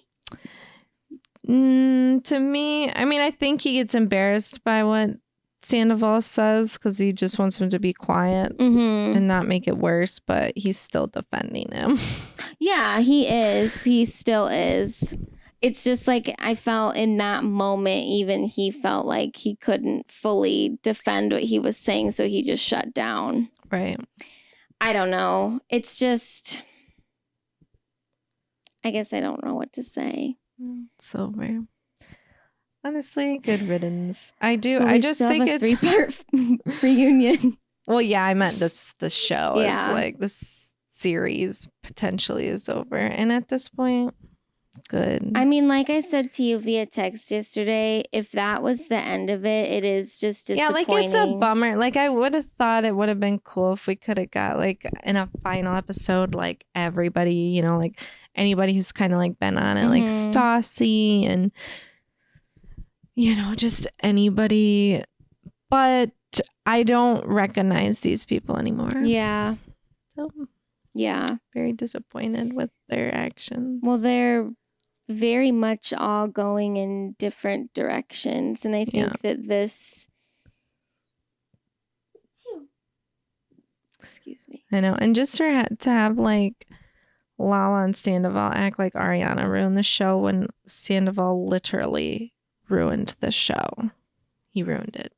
Ariana has done nothing. I know. She has done nothing this whole time. And she said on the after show, she's like, you know, if you want to say that I'm a bad reality TV star, like I'm reality star of the year, so I think I know what I'm doing. It's like, seriously. I mean, she could not have played this better. Like she acted so calm, cool, and collected through the majority of everything, where it would have been so easy for her to completely lose it. I know. And you know what? She kind of inspired me a little bit. It was like, why do I have to sit here and like let people just like make comments, make me feel away, and I can just say something? Yeah, no, or walk away. Right. It's like no, for sure. Bye. And I thought it was really cool to see a woman act like that on TV, or get to act like that and not be. It's like she did it in the way where it wasn't over the top. Like there was anger there, but it wasn't like this. Well, I'm stomping away drunk and blah blah blah, and then people are like, oh, there she goes again. It was like, I feel like it was very definitive and strong. I know that sometimes, I mean, I don't think this in this situation at all, but sometimes people can see someone like walking away and removing themselves from a situation as being like disrespectful. Yeah. But in my mind, I think that if you feel that in that moment you need to leave because you're going to say something or do something that you might regret, or that you know you shouldn't do, or that you need to just cool down, like I think that's a really empowering thing to do. I know. And I think people will be like, well, that's just, you're walking away. That's so mature. It's actually, I mean, sometimes it can be, but I think in this case, it was very mature. Right. I mean, there's obviously different situations where it can be like, I'm just avoiding it. Like, I don't. Right. But like for this, she's like, I don't want to talk to you. I have nothing to say. Nothing that you say is going to be helpful to me. No. I am leaving. And that was the other thing I wanted to say when Brock on the after show was again talking about like, oh, forgiveness. And if she had a conversation, it could be healing and she can move forward, blah, blah, blah. And then James was like, I think she doesn't want to have the conversation because nothing that he says is going to be helpful to her. Look what he said. He literally is a horrible person to listen to talk. Yeah, he is. He can't string a thought together. No, he can't. admit to anything. Mhm. It's just like, So what's how would the that point? be beneficial? Right. What so is they she get in gonna get another from fight? that? Yeah. Boo. Right. Like she is saying, I don't want to do this. That does not serve me. Right. I am walking away. And I love that.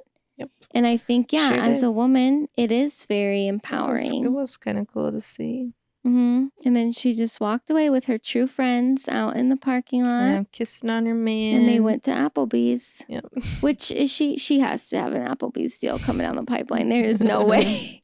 It was mentioned that many times. I haven't been to an Applebee's in so long. I know, me either. Remember like that we used need to be go. the place to go. I used to love that chips and salsa and the guac. They had a lot of great like things. What did they have to pick?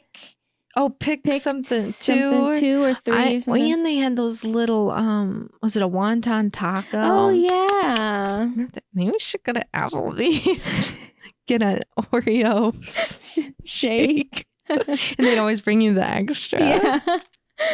I did want to go to Chili's just to get an espresso martini, but we don't have a Chili's that close. Well, not to me. There might be one around here. I don't even know where. I feel like, is there one like down the road? I don't know. But that would just to get an espresso martini and then leave. I didn't even really, I guess I didn't know much about them. If they, oh yeah, there is one over there. Oh, okay. I'd pass one. I didn't even know that they served alcohol at those, but I guess they do at Applebee's, and they're they do at Applebee's to each other. Yeah, are they like technically competitors, or are they under the same umbrella? I don't know. They are maybe they're competitors. Similar. They are. I know. I don't even know when last time I've been in a Chili's. But oh my god, me either. Yeah, I feel like we gotta go.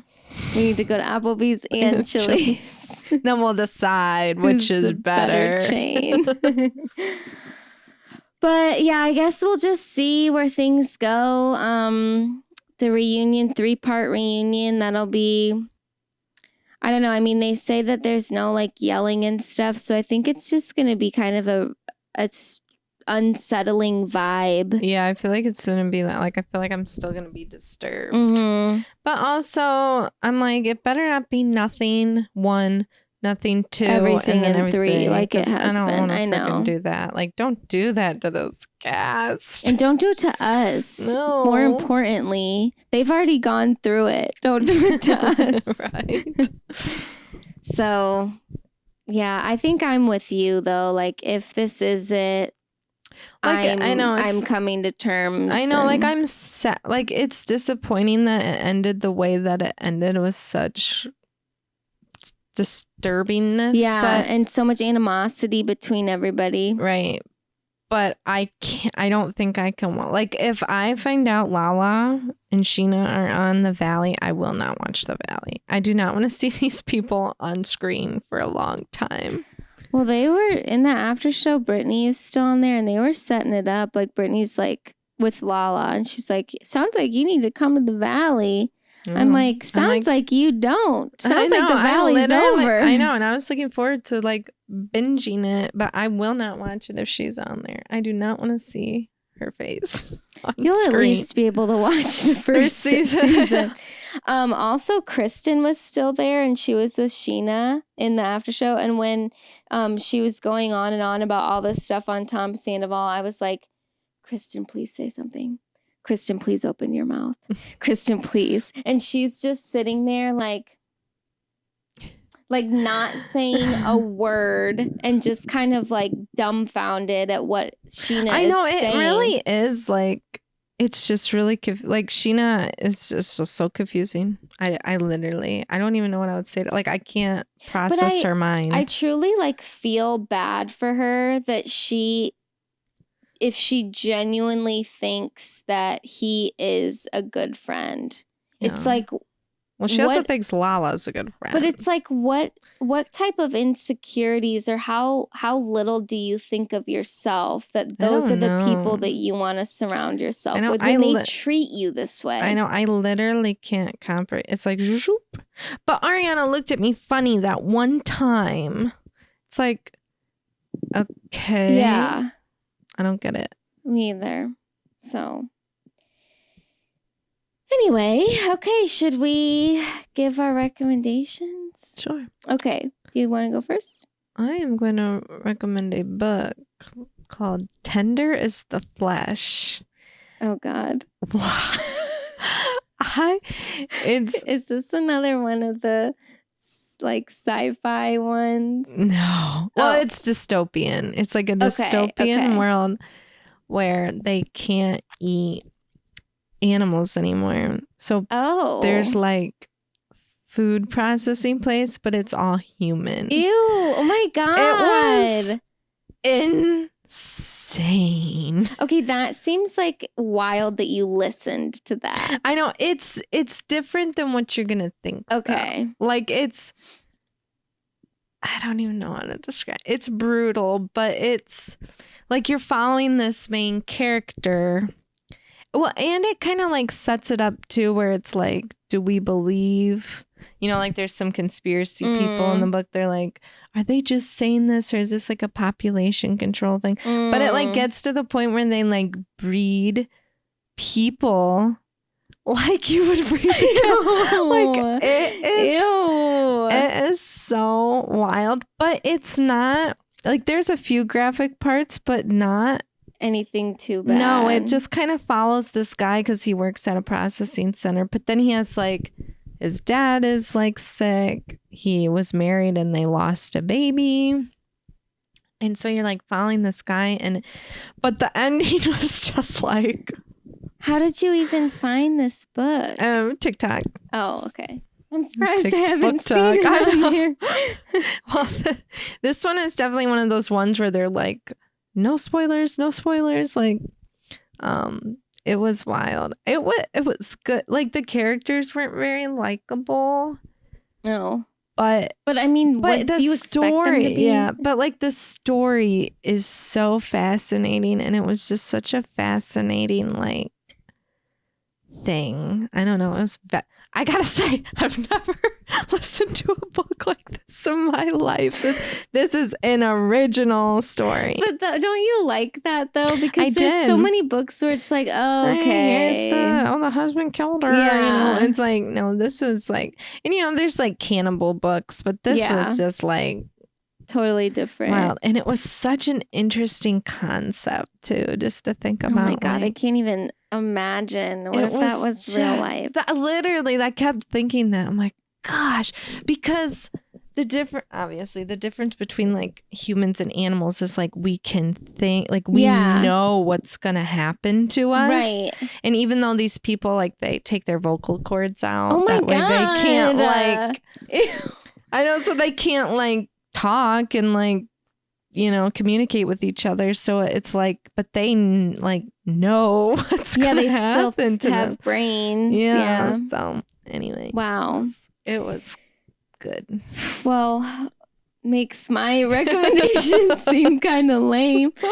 I was gonna recommend the singer Chapel Ronan. Oh yeah. And I was calling her Chappelle. Well, I heard there's one song where it says it at the beginning, and I was like, it's like a Chappelle. That's kind of a pretty name. It's not even her real name though. I don't know where it came from. But wouldn't that be kind of cool if it was? I know. I know. I love when I hear like these people. I'm like, gosh, that's a cool name. Oh, it's not their name. Yeah, I'm like, their name's Tiffany. Oh, never mind. Okay. But I saw a lot about her on TikTok when it was Coachella, and I had heard like those couple songs that were the popular ones, and then I listened to the album, and it is really good. And I just have to say, like, I love a good lesbian pop. I know they do. Like Girl in Red is great. Claro. It's like I love all the. Or Tegan and Sarah. Yeah, remember Tegan and Sarah. Or what's her name? I can't remember. Well, the Veronicas pretended sometimes, even though they were like related, but they like made it seem like they were. Or the one. Remember the one dated Ruby? Oh yeah, Ruby Rose. I guess was like quite a long time, didn't they? And yeah, I think so. And was allegedly really abusive. Yes, that was awful. We don't support the Veronica. No, we don't. I can't remember her name. Anyway, Yeah, I know I love do a good too. lesbian pop. I know they're good. They're good at music, and I love like their vibe. I don't know. I know. It's like a specific sound I and know. like the way they dress. And like the some of these songs, even though there are points in there that I'm not gonna say like fully. I mean, I guess it's like graphic. It's very clear that it's like a girl on girl situation. But like, I mean, that doesn't bother me. But I like how it almost still could be interpreted for whatever your relationship is. You know, for sure. So it's like, oh, well, I'm interested in guys. So like, this is about a guy to me. Right. You know, even though I know it's about the singer wrote it about a girl, it's like, well, to me, I interpret it this way. Like, I like that. Mm-hmm. And I would recommend listening to her songs. Her new album is really good. And I did a deep dive on her Instagram because she's very like, it's like she does that very theatrical, almost like drag makeup. And so I went all the way back. I wanted to see if she always did that. And it was kind of cool. I like saw her evolution and she wasn't always that way. I know that it's kind of almost like a Victorian. With like, the white face. Yeah, it's like a modern Victorian like vibe. There's a couple other people that are just like that. And I'm like, that is such a cool like. And her voice is unbelievable. Yes. Like her voice is so beautiful. I know. Sometimes you'll like stumble across these like really young, like, I don't know, not indie artists, but you know, like low stakes artists. I'm like, these especially the girls, I'm like, they are talented. Yeah. They are talented songwriters. Their music is just really good. And you're so like, creative. I know. I'm like, why can't you get like a little more recognition? Or they get like one or two songs and then everybody like falls off. King Princess is the other one I really liked. Yeah. It's a good one too. I know. I was thinking about that. And I don't think it's weird, but it is kind of funny to be like, yeah, I'm into lesbian pop, but I'm not a lesbian. But it is a vibe. It's just so good. It's like this. I can't even describe I know. It's like uber feminine, like synthy, but not in the way that a guy would. It's like, it's so like it. And for some reason, it's different when like the singer is singing and writing about like a female relationship versus a man relationship. Like it totally changes the overall vibe. I know. And it's like fascinating. Yeah. I love it. Like it is so good. I know. So it is. Definitely give it a listen. There are a couple on there that are kind of like slower ones where her voice sounds beautiful, but it's just like not the vibe I want right now. So I skip over them. But oh my God, they're so good. I'm obsessed with Naked in Manhattan. Like, I love it so much. Like, it's so fun and nostalgic almost. I know. It almost reminds me of like the song Murder on the Dance Floor. Yeah. Like, it's like that kind of like, I don't even know. It's like campy, but not. Yes. It's so hard to explain. Yeah. It's all the things. Yeah. So, anyway. 2 very different recommendations from us today. But yeah, well, we'd like to hear your thoughts about, Vanderpump. I know. But if it doesn't agree with us, then then leave it. Don't let us know. We don't tell me you get Lala's point. Yeah, we don't want to hear that. I'm sorry. And yeah, please give us that 5-star rating. We love them so much. And if you would write a review, that would be even more amazing. And it would just make us happy. So please think about that. And yeah, thank you for listening. Bye.